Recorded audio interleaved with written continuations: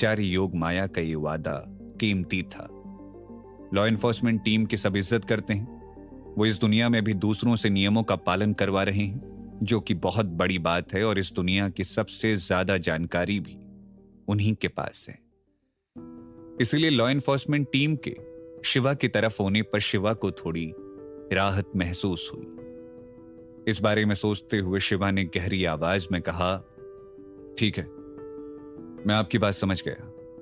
आप वापस जाकर अपनी आचार्य योग माया को बता दीजिएगा कि उनका वादा मेरे लिए काफी मायने रखता है। इसके अलावा मुझे उनसे एक काम में मदद की जरूरत है, तो मैं बाद में उनसे मिलने जरूर आऊंगा। जब जनरल शालीन ने सुना तो अपना सर हिलाते हुए कहा, ठीक है, समझ गया। यह कहने के बाद वो जाने लगा, लेकिन शिवा ने उसे आज वहीं रुकने के लिए कहा। जनरल शालीन जानता था कि शिवा बेवजह उसे रुकने के लिए नहीं कहेगा, इसलिए उसने कोई सवाल नहीं किया।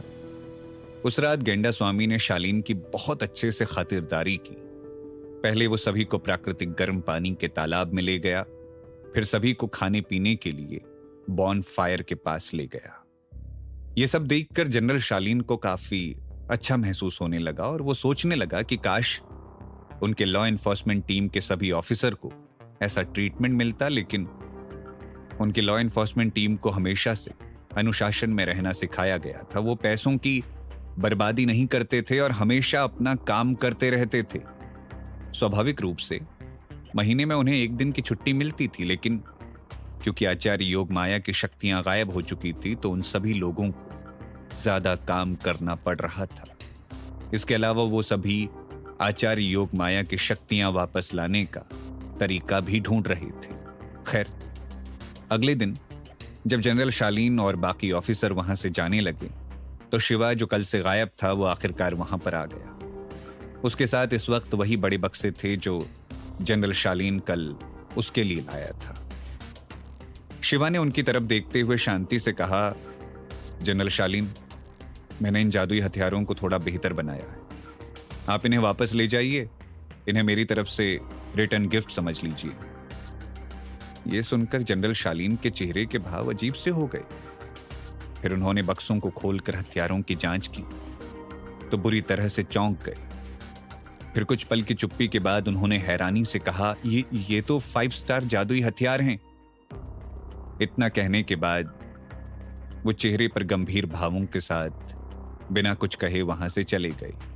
उनके साथ हथियारों की रक्षा के लिए 10 महागुरु भी गए, जिस वजह से रास्ते में किसी ने भी उन्हें परेशान करने की हिम्मत नहीं की। इसके अलावा जनरल शालीन ने पूरे रास्ते सभी को अपना मुंह बंद रखने के लिए कहा, क्योंकि जनरल शालीन को डर था कि अगर उनके हथियारों के बारे में किसी को भी पता चल गया तो वो छीना झपटी पर उतर आएंगे। क्या आचार्य योग माया शिवा का ये तोहफा स्वीकार करेंगी? आखिर शिवा इतने सारे जादुई हथियारों का करने क्या वाला है? कहीं ये सब किसी भयानक जंग की तैयारी तो नहीं है? आखिर कौन सा नया मोड़ लेने वाली है शिवा की ये दिलचस्प कहानी? रहस्यमयी गुफा के इस संसार में भी 5 स्टार जादुई हथियारों की संख्या बहुत कम थी। उनका होना हाथ में दिव्य हथियार के होने जैसा था। एक योद्धा अगर 5 स्टार जादुई हथियार का इस्तेमाल ढंग से करना जानता हो तो उसके लिए अपने से 2 गुना ज्यादा शक्तिशाली इंसान को हराना भी आसान हो जाएगा। यह बात सच में लोगों को बौखलाने पर मजबूर कर सकती थी, और शिवा ने तो पूरे 10 5 स्टार जादुई हथियार लॉ एनफोर्समेंट टीम को दिए थे। कह सकते हैं कि उनकी मदद से लॉ एनफोर्समेंट टीम में 10 महागुरुओं जितनी शक्ति बढ़ गई थी। इसी वजह से वो सभी काफी घबराए हुए लग रहे थे। साथ में इस बारे में आचार्य योग माया को बताने के लिए बेसब्र भी हो रहे थे। बहरहाल कुछ समय बाद वो आखिरकार बेस कैंप पर पहुंच गए। वहां पर पहुंचने के बाद जनरल शालीन ने घोड़ों से उतरते हुए कहा, इन दोनों बॉक्स को सीक्रेट कैंप में भेज दो और 2 टीम को इनकी रक्षा करने के लिए कहो। मेरे आदेश के बिना कोई भी इन्हें छू नहीं सकता। वैसे लीडर कहां पर है? मुझे उनसे बात करनी है। जनरल शालीन की बात सुनकर डेप्यूटी जनरल ने हैरान लगते हुए कहा, आचार्य योग माया अभी जंग के मैदान में। इस बार राक्षसों से काफी भयानक लड़ाई हुई है, लेकिन वो जल्द ही वापस आती होंगी। उनकी बात सुनकर जनरल शालीन ने गहरी आवाज में कहा, फिर तो इन बक्सों को सीधा जंग के मैदान में ही लेकर चलना होगा। चलो, सभी ने लेकर आचार्य योगमाया के पास चलो। उसके इतना कहते ही सभी लोग आगे बढ़ने लगे। कई पहाड़ों और घाटियों से गुजरने के बाद आखिरकार शालीन और उनके साथ मौजूद ऑफिसर एक बड़ी घाटी में पहुंचे, जहां पर सामने की तरफ घना जंगल था और बड़े बड़े पहाड़ भी थे। लेकिन वो लोग रुके नहीं और आगे बढ़ते रहे। हालांकि रास्ते में बहुत सारे गड्ढे भी मौजूद थे, लेकिन गौर से उन्हें देखने पर पता चला कि वो असल में किसी बहुत बड़े जानवर के पैरों के निशान थे। पर लॉ एनफोर्समेंट टीम और जनरल शालीन को हैरानी नहीं हुई, बल्कि उन्होंने आगे बढ़ना जारी रखा। वहीं दूसरी ओर वहां से लगभग 30 किलोमीटर की दूरी पर आचार्य योगमाया जंग के खत्म होने के बाद ऑफिसर्स की जांच कर रही थी। इस बार उनके बहुत सारे लोग घायल हुए थे और जंगलों में उनके कई डेप्यूटी जनरल खो भी गए थे। फिलहाल बाकी ऑफिसर जंगल में आराम कर रहे थे और आचार्य योगमाया के आदेश का इंतजार कर रहे थे। आचार्य योगमाया ने भी अपनी यूनिफॉर्म पहन रखी थी। उनके चेहरे पर गंभीर भाव थे और उन्हें देखकर ऐसा लग रहा था मानो जैसे पुराने जमाने की कोई रानी युद्ध के मैदान में आ गई हो। वो जब जंगल के बीचों बीच आई तो सभी ऑफिसर खड़े हो गए। आचार्य योगमाया ने उन सभी को बैठने का इशारा किया, फिर सभी की जांच करना जारी रखा। उसके बाद कुछ ऑफिसर उनके लिए पानी लेकर आए, जिसे पीते हुए आचार्य योगमाया ने शांति से कहा, मुझे सच में पानी बिल्कुल भी अच्छा नहीं लगता, इससे बेहतर तो वाइन है। सभी लोगों ने सुना तो हंसने लगे। तभी उनमें से एक ने तेज आवाज में कहा, लीडर, मैं इस महीने वाइन नहीं पी सकता, लेकिन अगले महीने जरूर पीऊंगा। मेरा पेट तो वाइन के लिए तड़प रहा है। जब आचार्य योगमाया ने सुना तो चेहरे पर एक मुस्कुराहट के साथ कहा, हाँ ठीक है, हम सभी जाएंगे वाइन पीने, फिर नशे में धुत होने तक मधुशाला में पड़े रहेंगे, ठीक है? यह सुनकर वहां मौजूद सभी लोग वापस हंसने लगे। असल में आचार्य योगमाया का स्वभाव ऐसा ही था। वो बेफिक्र रहती थी और अब सभी ऑफिसर को इसकी आदत हो गई थी। सभी को थोड़ा हंसाने के बाद आचार्य योगमाया ने गंभीरता से कहा, हमारे केवल 2539 लोग बचे, 300 बेहद घायल हैं और 500 ऑफिसर्स को थोड़ी बहुत चोट लगी है। 461 लोग जंगलों में खो गए हैं और 6 डिप्टी जनरल भी गायब हैं। हम इतने नुकसान को नहीं झेल सकते। आचार्य योगमाया की बात सुनकर वहां खड़े लेफ्टिनेंट काफी निराश लगने लगे। फिर उन्होंने शांति से कहा, लीडर, हमने डिप्टी जनरल और बाकी लोगों की लोकेशन पता कर ली है। कल हम उनके रेस्क्यू मिशन पर जाएंगे, आप चिंता मत कीजिए। उसकी बात सुनकर आचार्य योगमाया ने गहरी आवाज में कहा, नहीं, कल तक बहुत देर हो जाएगी, हम ज्यादा इंतजार नहीं कर सकते। मैं कुछ ऑफिसर्स के साथ खुद रेस्क्यू मिशन पर जाऊंगी। जल्दी से तैयारी करो, हम अभी निकलेंगे। लेफ्टिनेंट ने सुना तो तुरंत उन्हें रोकते हुए कहा, लेकिन लीडर, आपकी दिव्य शक्तियों और ताकत का क्या? असल में लॉ एनफोर्समेंट टीम में सब जानते थे कि आचार्य योगमाया के शरीर के 7 चक्रों की ताकत खत्म हो गई है। इस वजह से तो आचार्य योगमाया की आंखों में भी उदासी नजर आ रही थी। वो पहले जितनी ताकतवर नहीं थी और उसके रेस्क्यू मिशन पर जाने की वजह से बाकी सबको केवल परेशानी ही होने वाली थी। लेकिन वो कुछ कहती, इससे पहले ही वहां घोड़ों पर बैठे बहुत सारे ऑफिसर आ गए और उनमें से एक ने रिपोर्ट देते हुए कहा, लीडर, जनरल शालीन अपने साथ कुछ ऑफिसर को लेकर यहां पर आए हैं। जब आचार्य योगमाया ने सुना तो हैरानी से कहा, क्या? पर वो यहां पर क्या कर रहे हैं? असल में आचार्य योगमाया ने उम्मीद नहीं की थी कि जनरल शालीन अचानक से वहां पर आ जाएंगे, लेकिन उनके आने की खबर सुनकर आचार्य योगमाया थोड़ी खुश नजर आने लगी। जब उन्होंने जनरल शालीन के साथ आए ऑफिसर की संख्या देखी तो वो काफी निराश हो गई। उन्हें लगा था कि जनरल शालीन ज्यादा ऑफिसर्स को अपने साथ लाए होंगे। वो अपने साथ केवल 300 लोगों को लाए थे, जो कि रेस्क्यू मिशन के लिए बहुत ही कम थे। इस बारे में सोचते हुए वो और भी उदास लगने लगी। इस वक्त उन्हें अपनी ताकत के चले जाने का बहुत अफसोस हो रहा था। अगर वो ताकतवर होती तो अपने लोगों की रक्षा के लिए जा पाती। वो ये सब सोच ही रही थी कि तभी जनरल शालीन वहां पर पहुंच गए। उन्होंने चेहरे पर एक बड़ी सी मुस्कुराहट के साथ कहा, लीडर, मेरे पास रिपोर्ट करने के लिए एक बहुत जरूरी बात है। यह सुनकर आचार्य योगमाया ने गहरी आवाज में कहा, जनरल शालीन, आप तो दिव्य नागों के राजा शिवा से मिलने गए थे ना, फिर यहां पर मुझसे मिलने क्यों आए हैं? क्या वहां पर कोई परेशानी खड़ी हो गई है? आचार्य योगमाया की बात सुनकर जनरल शालीन ने खुश लगते हुए कहा, नहीं, इस बार कोई परेशानी की बात नहीं है, बल्कि खुशखबरी है। हम सभी के लिए काफी बड़ी खुशखबरी है। इतना कहने के बाद उन्होंने कुछ ऑफिसर्स को आगे आने के लिए कहा। वो ऑफिसर्स 2 बक्सों को लेकर आगे आए। उन्हें देखकर आचार्य योगमाया तुरंत पहचान गई कि वो उन्हीं के हथियारों वाले बक्से थे। असल में जब आचार्य योगमाया को पता चला कि शिवा सहस्त्र मंत्र शक्ति स्तंभ पर जादुई हथियार देखने गया है, तो उन्होंने खुद 4 स्टार जादुई हथियार शिवा के लिए भेजे। लेकिन आचार्य योगमाया की दरियादिली देखकर जनरल नंदिनी को काफी बुरा लगने लगा था। हालांकि उसने कहा भी था कि शिवा से दोस्ती बनाए रखने के लिए उन्हें इतने कीमती हथियार देने की कोई जरूरत नहीं है, लेकिन आचार्य योगमाया के आदेश के खिलाफ जाने की हिम्मत किसी में भी नहीं थी। असल में लॉ एनफोर्समेंट टीम के पास हथियारों की कमी थी, इसीलिए सभी लोग इस बात से थोड़े नाखुश थे, लेकिन आचार्य योगमाया के सामने कोई भी कुछ नहीं कह सकता था। इसके अलावा उन्हें लगा था कि दिव्य नागों के राजा शिवा हथियारों को स्वीकार कर लेंगे, इसीलिए बक्से देखकर सभी सोचने लगे कि आखिर उन्होंने बक्सों को वापस क्यों भेजा।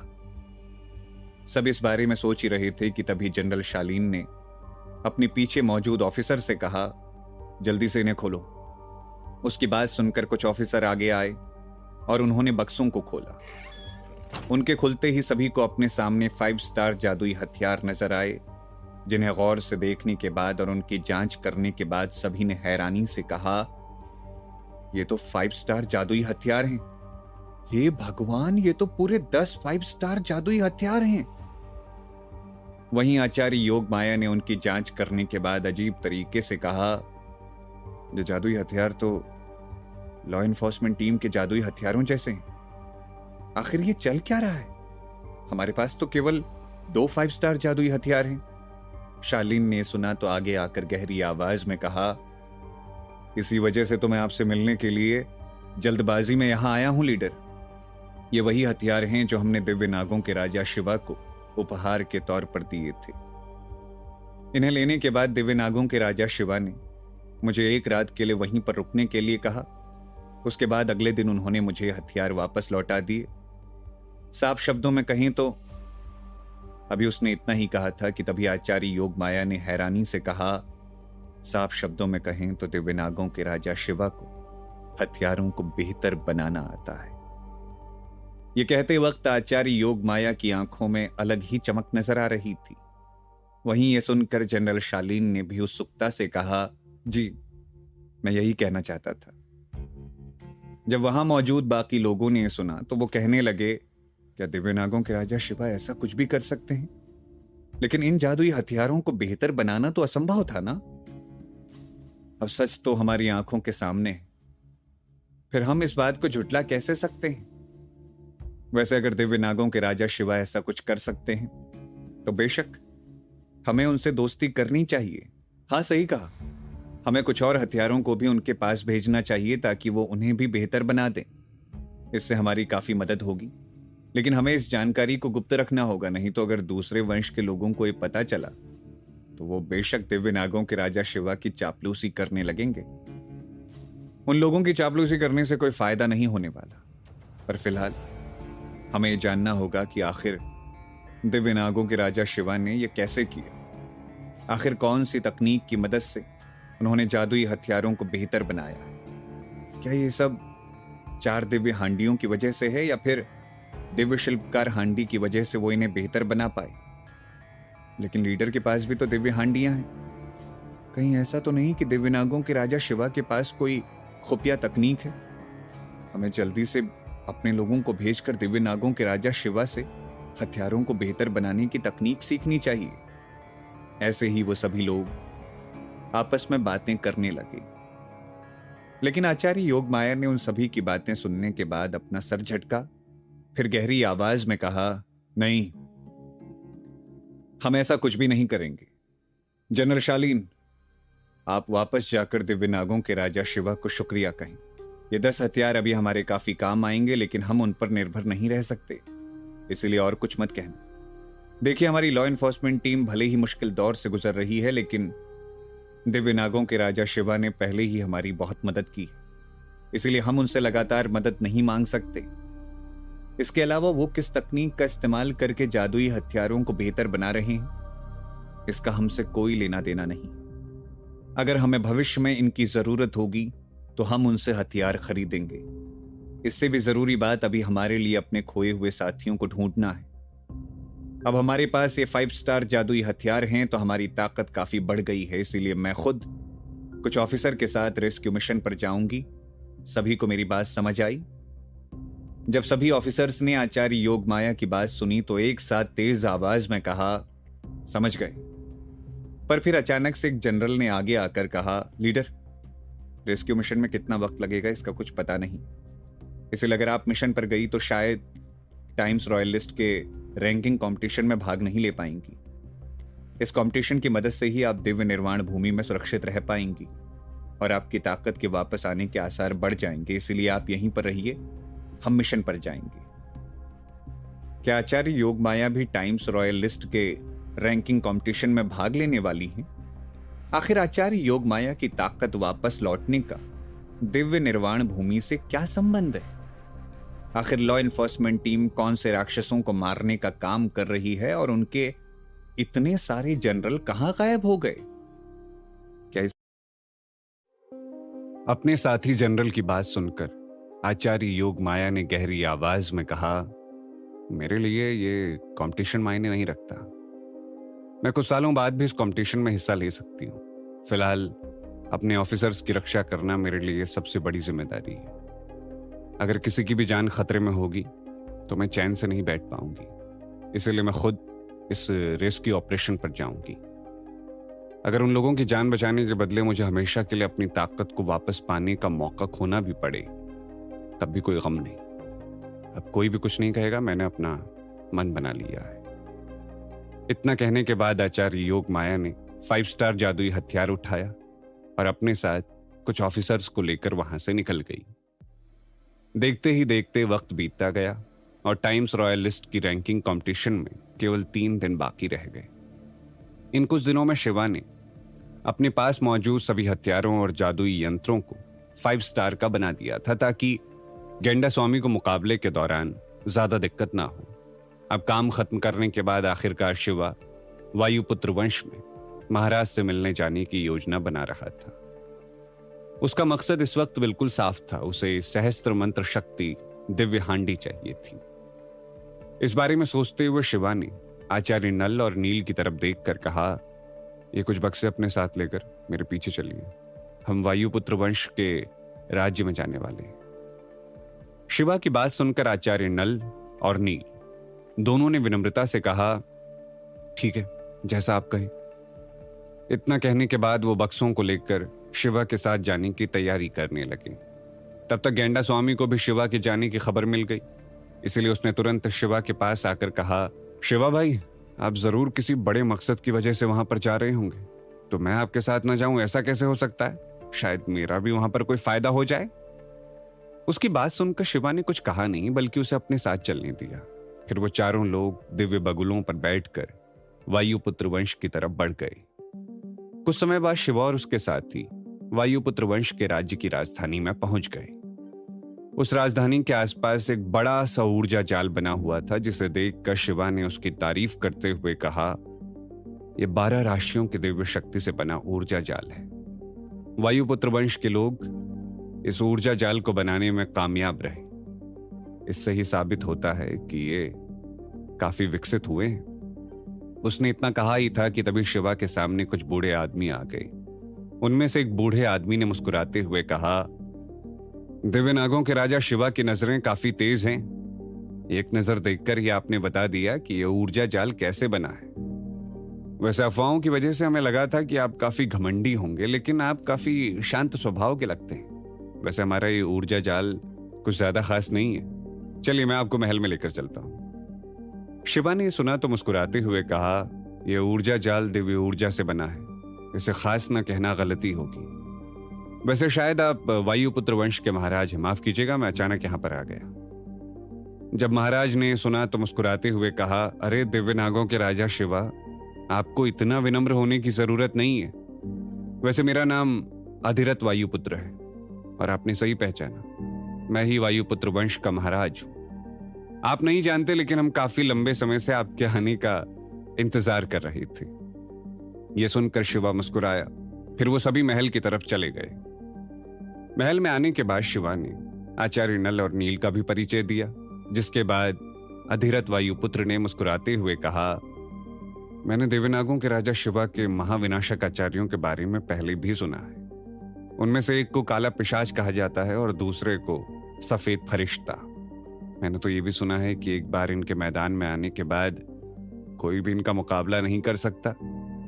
अधिरथ वायुपुत्र की बात सुनकर आचार्य नल और नील ने कुछ नहीं कहा, लेकिन गेंडा स्वामी ने आगे आकर अजीब तरीके से पूछा, वैसे मेरे बारे में क्या महाराज? क्या आपने गेंडा स्वामी नाम के योद्धा के बारे में कुछ नहीं सुना?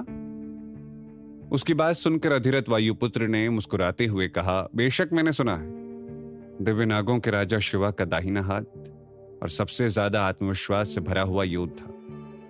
आपका नाम तो बिजलियों की गड़गड़ाहट जैसा है। आपके नाम की वजह से तो लोगों के कान के पर्दे फट जाते हैं। गेंडा स्वामी ने सुना तो खुश लगते हुए कहा, अच्छा तो आपके कान ठीक हैं, अब मैं क्या करूं? लोग मेरे बारे में इतनी बातें करते हैं। जब शिवा ने सुना तो गेंडा स्वामी को घूरा, फिर शांति से कहा, हम सभी भारत देश के योद्धा हैं, इसलिए मुझे नहीं लगता कि हम यहां पर ज्यादा मशहूर होंगे, लेकिन मैंने वायुपुत्र वंश के योद्धाओं के बारे में बहुत कुछ सुना है। इस बार आपके टाइम्स रॉयल लिस्ट की रैंकिंग कंपटीशन में पहला स्थान हासिल करने के ज्यादा आसार है। वैसे आपका सबसे काबिल योद्धा कौन है? तब शिवा भले ही उनकी तारीफ कर रहा था, लेकिन वो असल में उनकी ताकत जानने की कोशिश कर रहा था। उसका वहां पर आने का मुख्य मकसद सहस्त्र मंत्र शक्ति दिव्य हांडी पाना था। इसीलिए पहले उसके लिए जानना जरूरी था कि वायुपुत्र वंश को किस चीज की जरूरत है। खैर, शिवा की बात सुनकर अधिरथ वायुपुत्र ने अपने योद्धाओं से संतुष्ट लगते हुए गहरी आवाज में कहा, हाँ, हमारे यहाँ के नौजवान काफी ताकतवर हैं, लेकिन आपके सामने वो कुछ भी नहीं है। आपको पता है, वो पिछले काफी समय से आपसे मिलना चाहते थे। तुम सभी यहाँ पर आओ। इतने दिनों से तुमने दिव्य नागों के राजा शिवा से मिलने के लिए मेरा सर खा लिया। लो देखो, वो यहाँ पर आ गए हैं, अब जल्दी से यहाँ पर आओ। उनके इतना कहते ही कई नौजवान लड़के लड़कियां वहां पर आ गए। उन सभी के शरीर के आसपास से तब भयानक आभा निकल रही थी। जब शिवा ने अपनी दूरदृष्टि की मदद से उनकी जांच की तो वो थोड़ा हैरान नजर आने लगा, क्योंकि उनमें से कुछ योद्धाओं ने अपने शरीर के सातों चक्र जागृत कर लिए थे, जबकि उम्र उनकी केवल 25 से 30 साल के आसपास ही थी। शिवा को देखने के बाद सभी ने अपना नाम बताना शुरू कर दिया। दिव्य नागों के राजा शिवा, आपसे मिलकर खुशी हुई। मेरा नाम केशव वायुपुत्र है। प्रणाम दिव्य नागों के राजा शिवा, मेरा नाम जुगनू वायुपुत्र है। ऐसे ही एक एक करके सभी ने अपना परिचय दिया। फिर आखिर में एक खूबसूरत लड़की ने आगे आकर मुस्कुराते हुए कहा, प्रणाम दिव्य नागों के राजा शिवा, मेरा नाम अंजनी वायुपुत्र है। यह सुनकर शिवा ने मुस्कुराते हुए कहा, काफी अच्छा नाम है। शिवा की बात सुनकर महाराज अधिरथ वायुपुत्र ने गहरी आवाज में कहा, दिव्य नागों के राजा शिवा, मुझे लगता है कि आप यहां पर किसी जरूरी काम की वजह से आए हैं। क्यों ना हम बैठकर इस बारे में बात करें? उनकी बात सुनकर शिवा ने अपना सर हिलाया। फिर वो एक बड़े से हॉल में जाकर आराम से बैठ गए। वायुपुत्र वंश अपनी ताकत का प्रदर्शन करना चाहता था, इसीलिए उन्होंने अपने वंश के सभी ताकतवर योद्धाओं को वहां पर बुला लिया। शिवा ने उन सभी की जांच की तो पाया कि वायुपुत्र वंश के पास लगभग 50 ऐसे योद्धा हैं जिनके शरीर के सातों चक्र जागृत हैं। इसीलिए उसने चेहरे पर शांत भावों के साथ कहा, वायुपुत्र वंश के पास सच में काफी योद्धा हैं और आपके वंश के काफी नौजवान भी अपने शरीर के सातों चक्र जागृत कर चुके हैं। ताकत के हिसाब से तो इस पूरी दुनिया में आपका वंश पहले स्थान पर होना चाहिए। अधिरथ वायुपुत्र ने सुना तो मुस्कुराते हुए कहा, सही कहा, लेकिन आपकी ताकत के सामने ये कुछ भी नहीं है। वैसे तो हमारे वंश की ताकत की वजह से बाकी वंशों से हम ज्यादा ताकतवर हैं, लेकिन वेदमती वंश के सामने हम कमजोर पड़ जाते हैं, क्योंकि राघव और सम्राट दोनों ही वेदमती वंश से हैं। मैंने सुना है कि राघव जल्द ही महासाधक बन जाएगा। इस दुनिया में वो सबसे जवान साधक होगा। वैसे मैंने सुना है कि आपकी वेदमती वंश से दुश्मनी है। अगर ऐसी बात है तो आपको भविष्य में सावधान रहना होगा। इसके अलावा अगर आपको हमारी मदद की जरूरत पड़े तो हम आपका साथ देने के लिए तैयार हैं। यह सुनकर शिवा कुछ कहता उससे पहले ही एक आचार्य ने बेफिक्र लगते हुए कहा, देवी नागों के राजा शिवा, आपको वेदमती वंश से घबराने की जरूरत नहीं। वह आपको कुछ भी करने की हिम्मत नहीं करेंगे। वेदमती वंश से निपटने में हम आपकी मदद कर सकते हैं। इसके अलावा आप हमारे वंश का हिस्सा भी बन सकते हैं। फिर भविष्य में हम सभी एक परिवार जैसे होंगे। इस बारे में आपका क्या कहना है? यह सुनकर शिवा की आंखें छोटी हो गई। उनके शब्दों से साफ पता चल रहा था कि वो शिवा और बाकी भारत देश के योद्धाओं को अपने साथ शामिल करना चाहते हैं, लेकिन शिवा ने ऐसा दिखावा किया मानो जैसे वो उनके कहने का मतलब समझा ही ना हो, और उसने शांति से कहा, अगर भविष्य में मौका मिला तो मैं आपके वंश के साथ जरूर संधि करूंगा, लेकिन अभी इसकी जरूरत नहीं।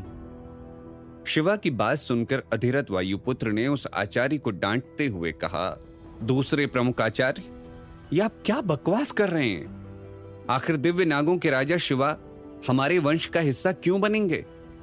अगर वो भविष्य में हमारे साथ हाथ मिलाते हैं तो हम लोग दोस्त होंगे, ना कि वो हमारे वंश का हिस्सा।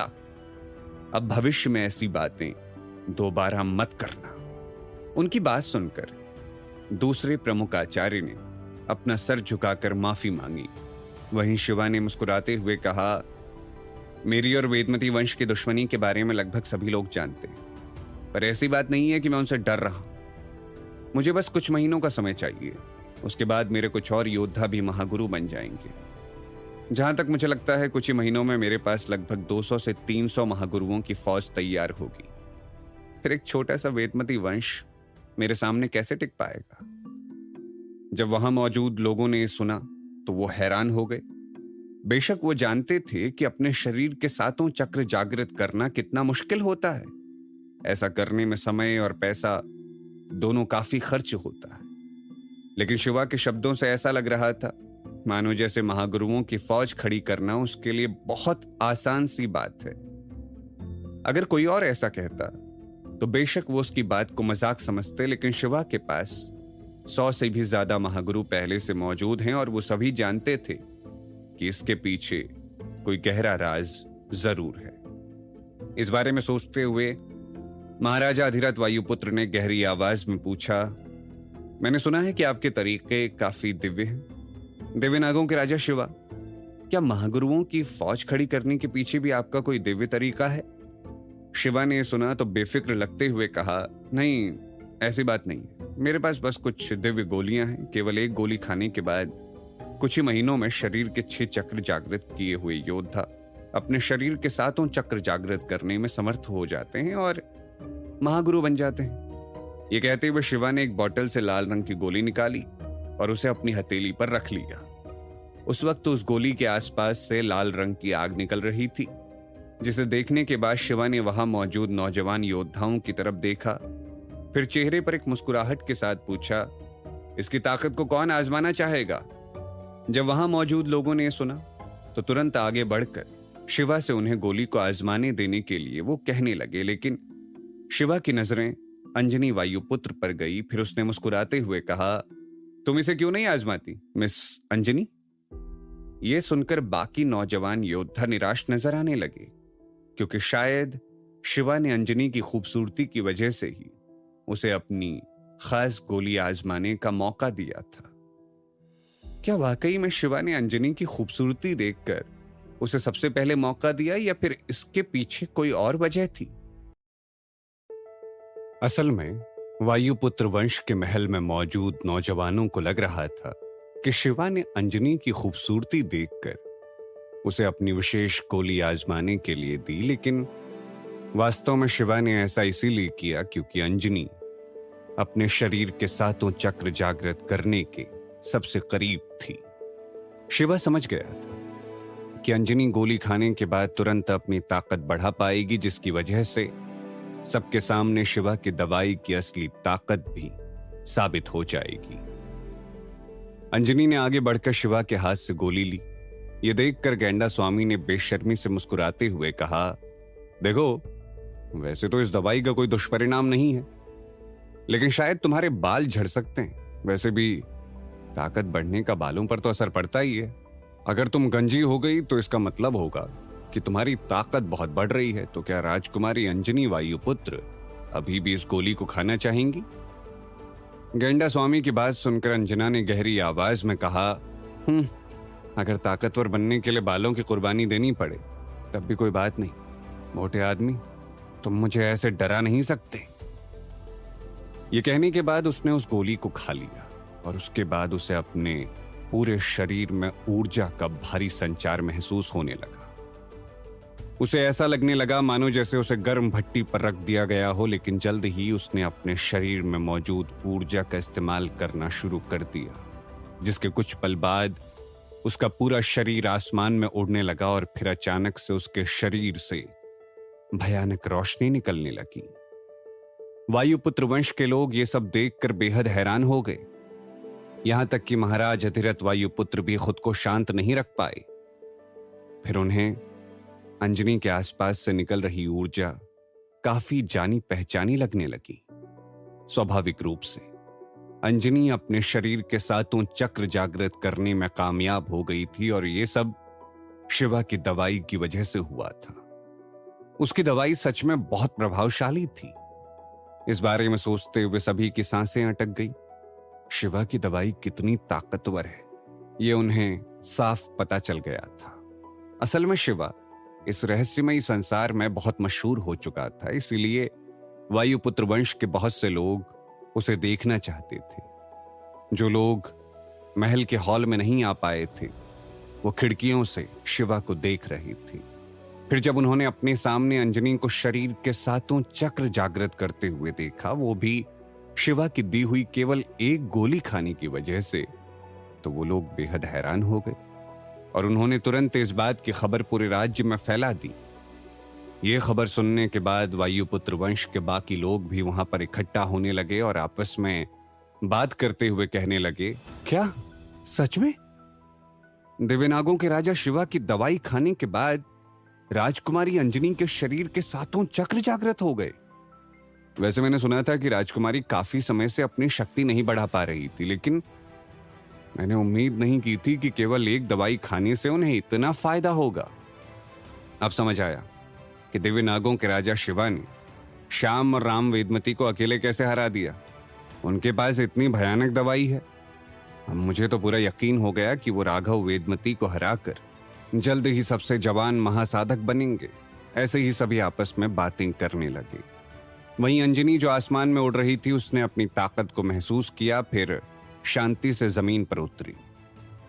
जमीन पर आने के बाद उसने अपने वंश की खास तकनीक का इस्तेमाल किया, जिसका इस्तेमाल केवल शरीर के सातों चक्र जागृत किए हुए योद्धा ही कर सकते थे। उस तकनीक का इस्तेमाल करते ही उसके सामने मौजूद स्तंभ पूरी तरीके से टूट गया। ये देखकर वहां मौजूद सभी योद्धा काफी हैरान लगने लगे। वहीं अंजनी ने भी खुशी से चहकते हुए कहा, मेरे शरीर के सातों चक्र सच में जागृत हो गए हैं। मैं सच में हमारी दिव्य तकनीक का इस्तेमाल कर पा रही हूं। जब अधिरथ वायुपुत्र ने सुना तो बेहद खुश लगते हुए कहा, बहुत अच्छे अंजनी, तुम्हारी ताकत बिल्कुल सही वक्त पर बढ़ी है। अब टाइम्स रॉयल लिस्ट के रैंकिंग कंपटीशन में टॉप 20 योद्धाओं में शामिल होने के हमारे आसार और बढ़ गए हैं। यह सुनकर अंजनी ने मुस्कुराते हुए शिवा को देखा, फिर गहरी आवाज में कहा, बहुत बहुत शुक्रिया दिव्यनागों के राजा शिवा। आपकी वजह से मैं अपनी ताकत को बढ़ा पाई और अपने शरीर के सातों चक्र जागृत कर पाई। अंजनी की बात सुनकर अधिरथ वायुपुत्र ने भी शिवा की तरफ देखकर मुस्कुराते हुए कहा, हाँ सही कहा दिव्यनागों के राजा शिवा, आपका बहुत बहुत शुक्रिया। उनकी बात सुनकर शिवा ने मुस्कुराते हुए कहा, यह तो बस तुम्हारे भाग्य में था। वैसे राजकुमारी अंजनी, अभी तक आप केवल आधी दवाई का इस्तेमाल कर पाई हैं। बाकी आधी दवाई की शक्ति आपके शरीर में मौजूद रहेगी। वक्त के साथ आप अपनी ताकत और बढ़ा पाएंगी। जब वहां मौजूद लोगों ने सुना तो उनके चेहरे पर जलन नजर आने लगी। केशव वायुपुत्र, जिसे दवाई को आजमाने के लिए नहीं चुना गया था, उसने भी जलन के साथ कहा, दिव्यनागों के राजा शिवा, आपके पास ऐसी और भी गोलियां होंगी, क्यों है ना? आप बताइए, इनके बदले आपको कितने पैसे चाहिए? प्लीज मुझे एक दवाई खरीदनी है, मुझे फर्क नहीं पड़ता कि ये कितनी महंगी है। जब बाकी लोगों ने ये सुना तो वो लोग भी कहने लगे, हाँ सही कहा, मुझे भी ये गोली चाहिए। इसकी कीमत कितनी है? अगर इसे पाने के लिए मुझे अपना सब कुछ भी बेचना पड़े तब भी कोई गम नहीं। दिव्यनागों के राजा शिवा, प्लीज एक गोली मुझे बेच दीजिए। मैं लगभग 35 साल से अपने शरीर के 7वें चक्र को जागृत करने की कोशिश कर रहा हूं। प्लीज मुझे एक गोली बेच दीजिए। ऐसे ही वो सभी लोग उन गोलियों की मांग करने लगे। उन सभी की आंखों में इस वक्त लालच नजर आ रहा था और ऐसा लग रहा था मानो जैसे अगर शिवा ने उन्हें गोली नहीं बेची तो वो किसी और रास्ते को अपनाएंगे।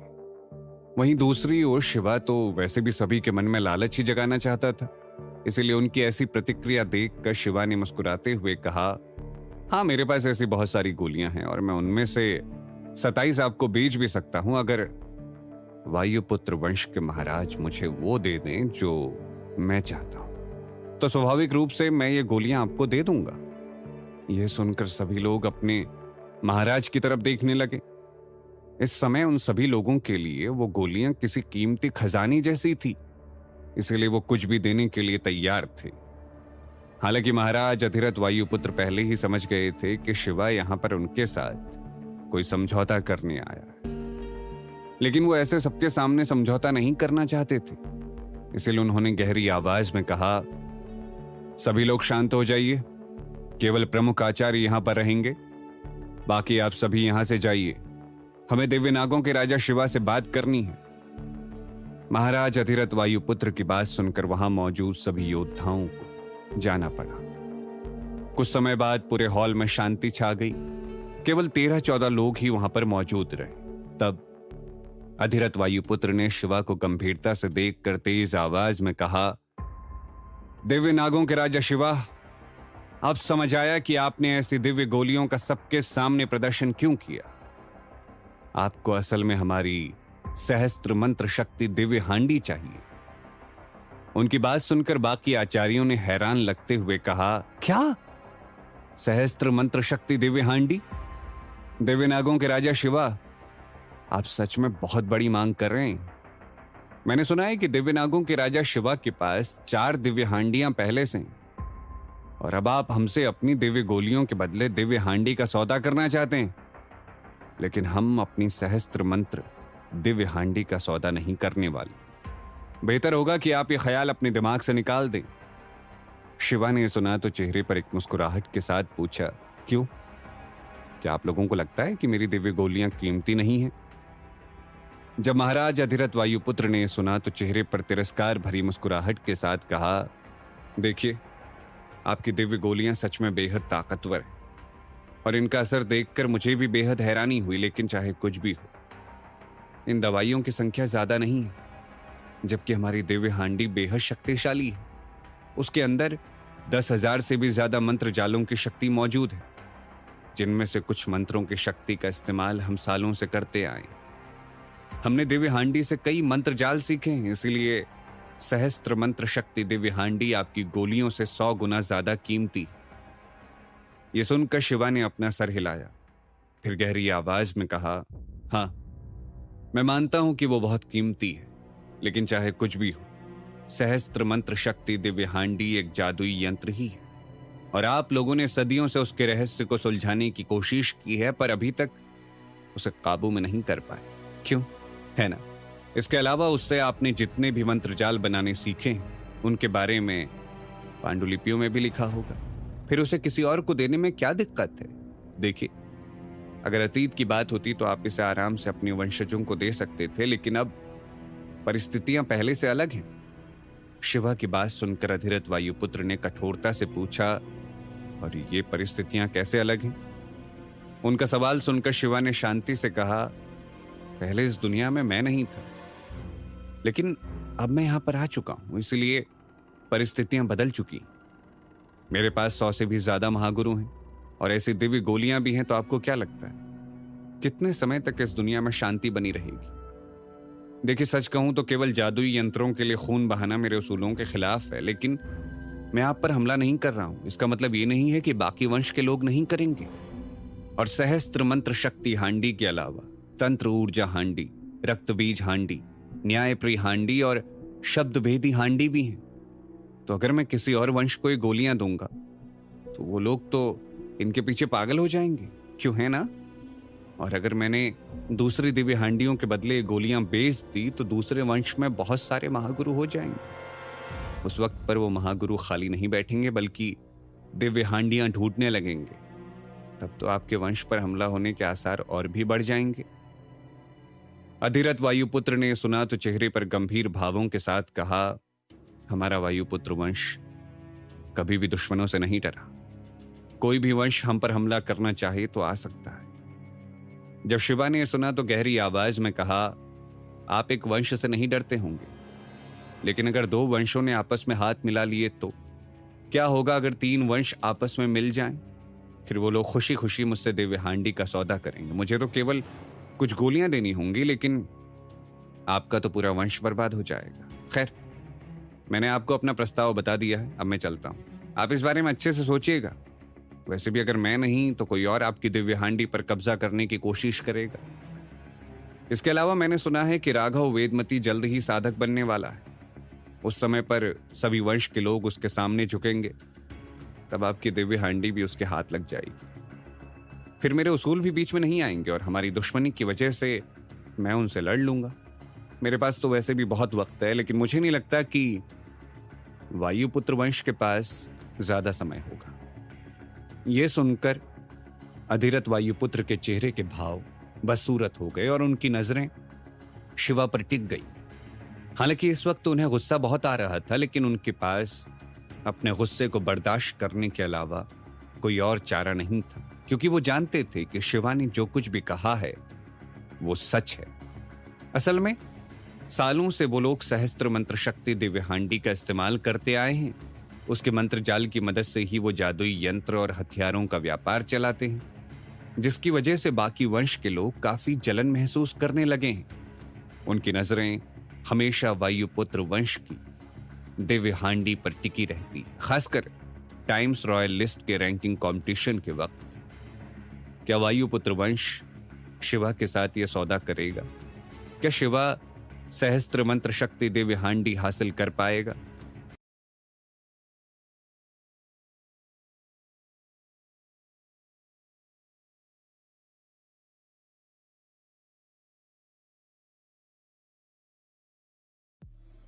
शिवा की बताई सारी संभावनाओं के बारे में सोचते हुए वायुपुत्र वंश के आचार्य आपस में बातें करने लगे।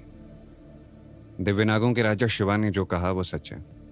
अगर इन्होंने हम पर हमला नहीं किया तो कोई और करेगा। उस समय पर क्या हम अपनी दिव्य हांडी की रक्षा कर पाएंगे? इस बार राघव वेदमती बेशक टाइम्स रॉयल लिस्ट की रैंकिंग कंपटीशन में पहला स्थान हासिल करेगा। फिर दिव्य निर्वाण भूमि में जाकर उसकी शक्तियां और बढ़ जाएंगी और वो एक महासाधक बन जाएगा। इसके अलावा उनके वंश के सम्राट भी महासाधक है। वो दोनों मिलकर इस पूरी दुनिया पर राज करेंगे। तब हम क्या कर पाएंगे? चाहे कुछ भी हो, हम जंग से पहले ही हार नहीं मान सकते। इसके अलावा सहस्त्र मंत्र शक्ति दिव्य हांडी हमारे पूर्वजों की अमानत है। और क्या हुआ अगर राघव वेदमती महासाधक बन गया तो? दिव्य निर्वाण भूमि कितनी खतरनाक जगह है ये सब जानते हैं। शायद वो उस जगह से कभी वापस ही ना आए, तो हमें तब तक इंतजार करना चाहिए। दिव्य नागों के राजा शिवा, आप यहां से जा सकते हैं। वैसे भी हमारा वायुपुत्र वंश आप जैसे चालाक लोगों के साथ समझौता नहीं करता। आचार्यों की बातें सुनकर शिवा की नजरें अधिरथ वायुपुत्र पर टिक गई। फिर उसने गहरी आवाज में कहा, क्या महाराज का भी यही मानना है? अगर ऐसी बात है तो मैं यहां से चलता हूं। वैसे आपके पास सोचने का वक्त है। मैं कहां मिलूंगा ये आप सबको पता है। इतना कहने के बाद शिवा वहां से जाने लगा। तभी अधिरथ वायुपुत्र ने गहरी आवाज में कहा, दिव्य नागों के राजा शिवा, जरा रुकिए, मुझे आपसे कुछ पूछना है। अब जब आपको हमारी दिव्य हांडी चाहिए तो आप अपने पास मौजूद बाकी चीजों को भी क्यों नहीं दिखा देते?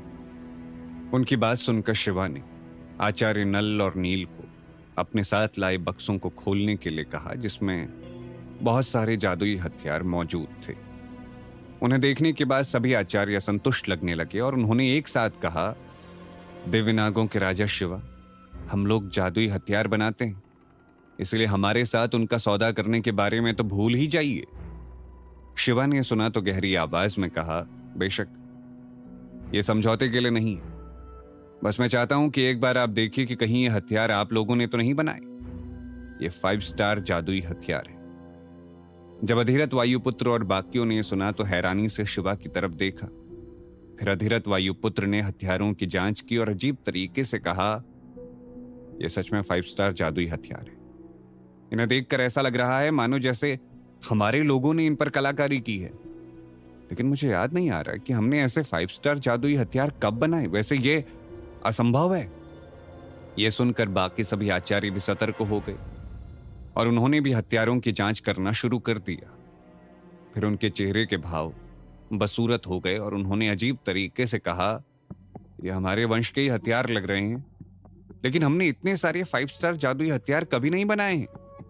फिर ये आए कहां से? दिव्य नागों के राजा शिवा, आपको ये कहां से मिले? जब शिवा ने देखा कि सभी 5 स्टार जादुई हथियारों को देखकर हैरान हैं तो उसने चेहरे पर गंभीर भावों के साथ कहा, मेरे पास ये 5 स्टार जादुई हथियार कहां से आए, ये जानने की आप लोगों को जरूरत नहीं। बस ये जान लीजिए कि आज से इस दुनिया में केवल आप ही नहीं हैं जिनके पास ताकतवर जादुई हथियार बनाने की क्षमता है। मेरे लिए 5 स्टार जादुई हथियार बनाना बहुत आसान है। आपकी सहस्त्र मंत्र शक्ति दिव्य हांडी से ज्यादा मंत्र जाल मुझे बनाने आते हैं और आप लोग तो उसका गलत इस्तेमाल कर रहे हैं। खैर, जादुई हथियार बनाने का व्यापार इस दुनिया में मेरे लिए काफी फायदेमंद होगा, पर मुझे दिव्य हांडी चाहिए। मैं सहस्त्र मंत्र शक्ति दिव्य हांडी के बदले 40 दिव्य गोलियां देने के लिए तैयार हूं। यह मेरा आखिरी प्रस्ताव है। इस गोलियों की मदद से आपके महागुरुओं की संख्या बढ़ जाएगी और आपका वंश भी ताकतवर होगा। नहीं तो मैं वेदमती वंश का, आपके वायुपुत्र वंश को अपने कब्जे में लेने का इंतजार करूंगा, फिर उन पर हमला करके दिव्य हांडी भी हासिल कर लूंगा और अपनी दुश्मनी भी खत्म कर दूंगा। इतना कहने के बाद शिवा ने आचार्य नल और नील को हथियारों के बक्सों को उठाने का इशारा किया और वहां से चला गया। शिवा के जाने के बाद सभी आचार्य आपस में बातें करने लगे। 40 दिव्य गोलियां? कहीं मैंने कुछ गलत तो नहीं सुना? देखिए, मैं पहले ही 148 साल का हो गया हूं। अब मुझे अपनी ताकत बढ़ानी ही होगी। मैं भी महासाधक बनना चाहता हूं, नहीं तो जल्द ही उम्र हो जाने की वजह से मेरी मौत हो जाएगी। मैंने अपनी पूरी जिंदगी वायुपुत्र वंश के नाम कर दी। मेरा कोई परिवार ही नहीं है, इसलिए मैं केवल अपनी ताकत बढ़ाना चाहता हूं और महासाधक बनना चाहता हूं। ये तुम क्या कह रहे हो? इस समय तुम अपने लिए पूर्वजों की अमानत को बेचना चाहते हो? तुम्हारा दिमाग खराब हो गया है क्या? हाँ, मेरा दिमाग खराब हो गया है। आखिर उस पुरानी टूटी फूटी दिव्य हांडी का काम ही क्या है? हर साल दिव्यनाग वंश के लोग हमसे उसके लिए लड़ते हैं। हमारे वंश के कितने ही लोग इस दिव्य हांडी की रक्षा के लिए मारे जा चुके हैं, और मेरे सामने अच्छा होने का दिखावा तो मत ही करो। मैं जानता हूं कि तुम लोगों को भी महासाधक बनना है। यह हर योद्धा का सपना होता है कि मनुष्य जीवन चक्र से बाहर निकलकर महासाधक बने। अभी तो हमारे पास अपना सपना पूरा करने का भी मौका है। अगर हमने वो दिव्य गोली खा ली तो शायद हम महासाधक बन जाएं। महासाधक की उम्र तो 300 साल से भी ज्यादा होती है। क्या तुम इतने साल नहीं जीना चाहते हो? हाँ, सही कहा। अगर हम महासाधक बन गए तो अपने वंशजों के लिए और भी कीमती चीजें छोड़ सकते हैं। इसके अलावा महासाधक बनने के बाद हमारे पास सहस्त्र मंत्र शक्ति हांडी को दोबारा हासिल करने का मौका होगा। लेकिन अगर हमने दिव्य नागों के राजा शिवा का प्रस्ताव स्वीकार नहीं किया तो वो दिव्य गोलियां किसी और को मिलेंगी। तब हमारे वंश का विनाश होना तय। महाराज, दिव्य नागों के राजा शिवा हमें 40 दिव्य गोलियों का प्रस्ताव देकर गए हैं, लेकिन मुझे लगता है कि उनके पास और भी गोलियां होंगी। अब फैसला लेने का वक्त आ गया है। हमारे पास एक बेहतरीन मौका है, हमें इसका फायदा उठाना होगा, नहीं तो फिर ये मौका दूसरे लोग छीन लेंगे। सच कहूं तो देवनागों के राजा शिवा की फौज भी इतनी ताकतवर है कि हमारे वंश को अभी के अभी बर्बाद कर सकती है। उनके लिए हमारी दिव्य हांडी छीनना बेहद आसान है। ऐसे ही वो सभी बातें करने लगे। जब महाराज अधिरथ वायुपुत्र ने देखा कि सभी आचार्य शिवा के प्रस्ताव को स्वीकार करने के लिए तैयार हैं, तो उन्होंने एक गहरी सांस ली। असल में वो भी महासाधक बनना चाहते थे, लेकिन सहस्त्र मंत्र शक्ति दिव्य हांडी की कुर्बानी करना उन्हें बिल्कुल अच्छा नहीं लग रहा था। वो उनके पूर्वजों की अमानत थी। अगर उन्होंने उसे बेच दिया तो उन्हें बहुत बड़ा पाप लगेगा। वो इस बारे में सोच ही रहे थे कि तभी उनके दिमाग में एक बहुत अच्छा विचार आया और उन्होंने गहरी आवाज में कहा, हमें अपनी सहस्त्र मंत्र शक्ति दिव्य हांडी देने की कोई जरूरत नहीं है। दिव्यनागों के राजा शिवा को केवल दिव्य हांडी से मतलब है, तो हम उन्हें दूसरी दिव्य हांडी दे सकते हैं। यह सुनकर बाकी आचार्यों ने कहा, क्या कहा? दूसरी हांडी? लेकिन न्यायप्रिय हांडी तो दिव्यनाग वंश के पास है। वो उसकी सुरक्षा हर कीमत पर करते हैं, उसे हम छीन नहीं सकते। रक्तबीज हांडी और शब्दभेदी हांडी आचार्य योग माया के पास है। उनके पास लॉ एनफोर्समेंट टीम है और वो बेहद ताकतवर हैं। अगर हमने उन पर हमला किया तो बाकी वंश के लोग ये बर्दाश्त नहीं करेंगे। हाँ, सही कहा। बाकी हांडियों को हासिल करना बेहद मुश्किल है, लेकिन तंत्र ऊर्जा हांडी का कोई मालिक नहीं है। वो तो जमीन के अंदर मौजूद है। आचार्यों की बात सुनकर अधिरथ वायुपुत्र ने गहरी सांस लेकर कहा, मैं जानता हूं कि वो जगह खतरे से खाली नहीं, लेकिन हमें फिर भी उसे हासिल करने की कोशिश तो करनी ही चाहिए। उनकी बात सुनकर सभी सहमत हो गए। फिर उन्होंने बीच रास्ते से ही शिवा को वापस बुला लिया। यह देखकर गेंडा स्वामी ने उत्सुकता से कहा, मुझे लगता है कि वो हमसे सौदा करने के लिए तैयार है। अभी थोड़ी देर पहले कैसी बड़ी बड़ी बातें कर रहे थे, लेकिन ताकत बढ़ाने का लालच मिलते ही इन्होंने अपने रंग बदल दिए। शिवा ने सुना तो हल्के से मुस्कुराया। वो जानता था कि इस समय ताकत बढ़ाना सबके लिए जरूरी है, क्योंकि टाइम्स रॉयल लिस्ट के रैंकिंग कंपटीशन को उस दुनिया में काफी माना जाता है। इस बारे में सोचते हुए शिवा वापस वायुपुत्र वंश के महल पर पहुंच गया। उसके वापस आने पर अधिरथ वायुपुत्र ने विनम्रता से कहा, दिव्यनागों के राजा शिवा, आपने अपने आने का मकसद और सारी चीजें हमें साफ साफ बता दी, इसलिए हम भी आपसे कुछ भी नहीं छिपाएंगे। असल में हमें आपको सहस्त्र मंत्र शक्ति दिव्य हांडी देने में कोई दिक्कत नहीं है, लेकिन हमारी 2 शर्तें हैं। जब शिवा ने सुना तो गहरी आवाज में कहा, ठीक है महाराज, बताइए। यह सुनकर अधिरथ वायुपुत्र ने गंभीरता से कहा, पहली बात तो यह कि 40 दिव्य गोलियां बहुत कम हैं, तो क्यों ना हम 60 दिव्य गोलियों के बदले सौदा करें। अधिरथ वायुपुत्र की बात सुनकर शिवा की आंखें छोटी हो गई और उसने गहरी आवाज में कहा, नहीं, मुझे लगता है कि इस समझौते में मेरा घाटा है। 60 दिव्य गोलियां बहुत ज्यादा हैं, इसलिए मुझे ये बात मंजूर नहीं। जो दिव्य गोलियां मैं आपको दे रहा हूं, उसकी मदद से आप लोग महासाधक भी बन सकते हैं। आप लोग सच में मेरी दिव्य गोलियों की शक्तियों को कम समझ रहे हैं, इसलिए मैं चलता हूं। उसकी बात सुनकर अधिरथ वायुपुत्र ने तुरंत उसे रोकने के लिए कहा, अरे अरे दिव्यनागों के राजा शिवा, प्लीज जरा रुकिए, इस बारे में हम बैठकर बात करते हैं। क्यों ना आप हमें 55 दिव्य गोलियां दें। शिवा ने सुना तो कठोर आवाज में कहा, 50 दिव्य गोलियां, ये मेरा आखिरी प्रस्ताव है, इससे एक भी ज्यादा नहीं। जब अधिरथ वायुपुत्र ने सुना तो चेहरे पर एक मुस्कुराहट के साथ कहा, ठीक है, 50 दिव्य गोलियों में सौदा पक्का करते। वैसे हमारी दूसरी शर्त भी है। असल में हम चाहते हैं कि अगर भविष्य में हमें दूसरी दिव्य हांडी मिल गई तो सहस्त्र मंत्र शक्ति दिव्य हांडी के बदले हम उसका सौदा करें। आपको वादा करना होगा कि उसके बदले आप वापस सहस्त्र मंत्र शक्ति दिव्य हांडी का सौदा करेंगे। यह सुनकर शिवा की आंखें छोटी हो गई, लेकिन क्योंकि शिवा के पास दूसरी दिव्य हांडी हासिल करने के लिए अपने तरीके थे, इसलिए उसने सहमत लगते हुए कहा, ठीक है, मुझे मंजूर है। शिवा की बात सुनकर अधिरथ वायुपुत्र ने मुस्कुराते हुए कहा, दिव्यनागों के राजा शिवा, हम जानते हैं कि आप जबान के पक्के इंसान हैं, लेकिन हमारे वंशजों को भी इस सौदे के बारे में पता हो, इसलिए हमें लिखित तौर पर समझौता करना होगा। मुझे उम्मीद है कि आपको ऐसा करने पर कोई दिक्कत नहीं होगी। उनकी बात सुनकर शिवा ने शांति से कहा, हाँ ठीक है, मुझे कोई दिक्कत नहीं है। उसके इतना कहने के बाद वहां कुछ कागजातों पर साइन किए गए। फिर अधिरथ वायुपुत्र ने मुस्कुराते हुए कहा, चलिए दिव्यनागों के राजा शिवा, हम आपको दिव्य हांडी के पास ले चलते हैं। शिवा ने यह सुना तो अपना सर हिलाया, फिर उनके पीछे पीछे एक पहाड़ी की तरफ चल दिया। पहाड़ी की गुफा में दाखिल होने के बाद वो सीढ़ियों से गहराई में जाने लगे और फिर एक कमरे में पहुंचे जहां पर एक दिव्य हांडी पड़ी हुई थी। वो दिखने में सहस्त्र मंत्र शक्ति दिव्य हांडी जैसी ही थी, लेकिन शिवा ने अपनी दूर दृष्टि से उसकी जांच की तो पाया कि वो नकली है। इस वजह से उसके चेहरे के भाव कठोर हो गए और उसने गहरी आवाज में कहा, महाराज, क्या आप नकली दिव्य हांडी के बदले मेरे साथ सौदा करना चाहते हैं? यह सुनकर अधिरथ वायुपुत्र बुरी तरह से चौंक गए। कहीं अधिरथ वायुपुत्र शिवा को बेवकूफ बनाने की कोशिश तो नहीं कर रहे हैं? क्या वायुपुत्र वंश के पास मौजूद हांडी वाकई में नकली थी? कहीं शिवा ये सौदा करने में कोई जल्दबाजी तो नहीं कर रहा था? क्या शिवा सहस्त्र मंत्र शक्ति हांडी हासिल कर पाएगा? जानने के लिए सुनिए।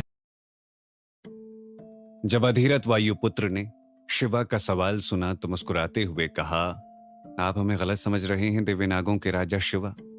बेशक ये नकली दिव्य हांडी है, लेकिन ये केवल चोरों को भ्रमित करने के लिए है।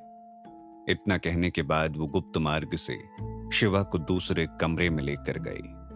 वहां पर भी नकली दिव्य हांडी थी, लेकिन वो लोग रुके नहीं, बल्कि गुप्त मार्ग की मदद से बहुत सारे कमरों में गए। लगभग आधे घंटे बाद आखिरकार वो असली दिव्य हांडी के पास पहुंचे। सहस्त्र मंत्र शक्ति दिव्य हांडी लगभग 5 मीटर लंबी थी। उसके आसपास नीले रंग की रोशनी मौजूद थी और उस पर बहुत छोटे अक्षरों में कई मंत्र लिखे हुए थे। इस वक्त वहां पर कुछ दूसरे आचार्य भी मौजूद थे जो सहस्त्र मंत्र शक्ति दिव्य हांडी पर लिखे शब्दों की जांच कर रहे थे। खैर, जब शिवा ने सहस्त्र मंत्र शक्ति दिव्य हांडी को देखा तो उसके चेहरे पर मुस्कुराहट आ गई। फिर वो धीरे धीरे आगे बढ़ा और उस पर लिखे शब्दों को देखने लगा।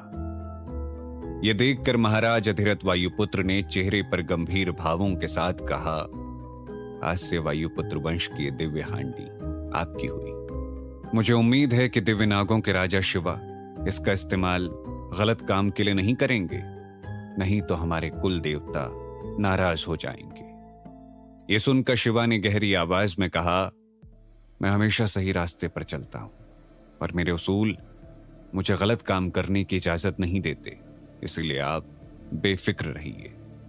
इतना कहने के बाद शिवा ने 50 दिव्य गोलियां अधिरथ वायुपुत्र को सौंप दी। फिर शिवा ने सहस्त्र मंत्र शक्ति दिव्य हांडी को छुआ। शिवा के ऐसा करते ही दिव्य हांडी बुरी तरीके से कांपी। फिर उसका आकार घटता गया और आखिर में वो हथेली के आकार जितनी हो गई। यह देखकर वायुपुत्र वंश के सभी लोग हैरान हो गए।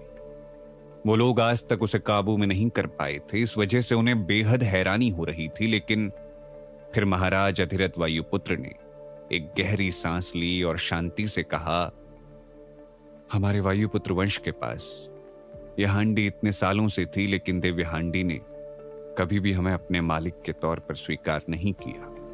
पर दिव्य नागों के राजा शिवा के एक बार छूते ही सहस्त्र मंत्र शक्ति दिव्य हांडी ने उन्हें स्वीकार कर लिया। आप सच में दिव्य हैं। महाराज अधिरथ वायुपुत्र की बात सुनकर शिवा के चेहरे के भाव गंभीर हो गए। फिर वो उनके साथ वापस महल में आ गया। इस दौरान अधिरथ वायुपुत्र ने कुछ गोलियां अपने महान योद्धाओं को दी, जिसकी वजह से बहुत सारे योद्धाओं की ताकत बढ़ गई और उनके शरीर के 7 चक्र जागृत हो गए। अचानक से इतने योद्धाओं की ताकत बढ़ने की खबर बेशक पूरे राज्य में फैल गई और रात तक ये खबर वेदमती वंश के लोगों के कानों तक भी पहुंच गई। हिमालय वेदमती ने पहले ही किसी को शिवा पर नजर रखने के लिए कहा था, इसलिए जब उन्हें खबर मिली तो उन्होंने हैरानी से कहा, उस शिवा शास्त्री को सहस्त्र मंत्र शक्ति दिव्य हांडी मिल गई। लेकिन सहस्त्र मंत्र शक्ति दिव्य हांडी तो वायुपुत्र वंश के पूर्वजों की अमानत है। कहीं ऐसा तो नहीं कि शिवा उन पर हमला करने गया था? अगर ऐसी बात है तो हम बाकी वंश के लोगों को उसके खिलाफ भड़का सकते हैं। उसकी बात सुनकर सुकुमार, जिसे इस दुनिया में आने के बाद शिवा ने सबसे पहले सबक सिखाया था, उसने शांति से कहा, ये खबर बिल्कुल सच है। वायुपुत्र वंश में मौजूद एक खबरी ने मुझे बताया है। उसने बताया है कि शिवा के पास कुछ खास दिव्य गोलियां हैं जिनका सौदा उसने वायुपुत्र वंश से किया, और उन्हें खाने के बाद ज्यादातर योद्धाओं के सातों चक्र जागृत हो गए। खासकर कपिल वायुपुत्र को उस दवाई से काफी फायदा हुआ है। वो पहले ही अपने शरीर के सातों चक्र जागृत कर चुका था और अब तो उसकी शक्ति बेहद बढ़ गई है। मुझे लगता है जल्द ही वो महासाधक बन जाएगा। सुकुमार की बात सुनकर हिमालय वेदमती के चेहरे के भाव गंभीर हो गए। असल में इस दुनिया में उनके बेटे राघव को सबसे प्रतिभाशाली नौजवान योद्धा माना जाता है। उसी की वजह से ही हिमालय महाराज बन पाए, नहीं तो उनके भाइयों को राजा बना दिया जाता। भले ही उनके शहर को शिवा ने छीन लिया था, लेकिन उन्हें पता था कि भविष्य में वो उसे वापस हासिल कर ही लेंगे। फिलहाल तो उन्हें केवल अपने बेटे राघव की ताकत बढ़ाने पर ध्यान देना था। वो चाहते थे कि केवल उनका बेटा ही महासाधक बने, तभी उसका नाम पूरी दुनिया में मशहूर होगा। इस बारे में सोचते हुए हिमालय वेदमती ने गहरी आवाज में कहा, और शिवा शास्त्री ने इतने कम समय में इतनी बड़ी चाल चल दी। उसके पास 4 दिव्य हांडियां पहले से थी और अब उसे सहस्त्र मंत्र शक्ति दिव्य हांडी भी मिल गई है। अब हमारे लिए उससे निपटना और भी मुश्किल हो गया है। जब सुकुमार ने सुना तो कुछ सोचते हुए कहा, शिवा ने वायुपुत्र वंश को जो दिव्य गोलियां दी हैं, उससे रातों रात वायुपुत्र वंश की ताकत बहुत बढ़ गई है। यह सुनकर हिमालय वेदमती ने गहरी आवाज में कहा, मैं सम्राट के पास जाकर इस बारे में बात करूंगा, तुम भी मेरे साथ चलो। हिमालय वेदमती की बात सुनकर सुकुमार काफी खुश हो गया। आखिरकार उसे सम्राट को देखने का मौका मिलने वाला था, जो उसके लिए सच में सम्मान की बात थी। खैर, वो लोग सीधा सम्राट से मिलने के लिए चले गए। सम्राट इस वक्त बाकी पूर्वजों की कब्र के बीच में मौजूद एक कमरे में साधना कर रहे थे, और उस जगह के आसपास कई सारे आचार्य मौजूद थे। जब हिमालय वेदमती वहां पर आए तो उन्होंने अपना सर झुकाकर कहा, सम्राट, मैं आपका पोता हिमालय आपसे कुछ जरूरी बात करना चाहता हूं। उनके इतना कहते ही आसपास सन्नाटा छा गया। फिर एक बूढ़ी आवाज उनके कानों में पड़ी, कहो, क्या कहना है?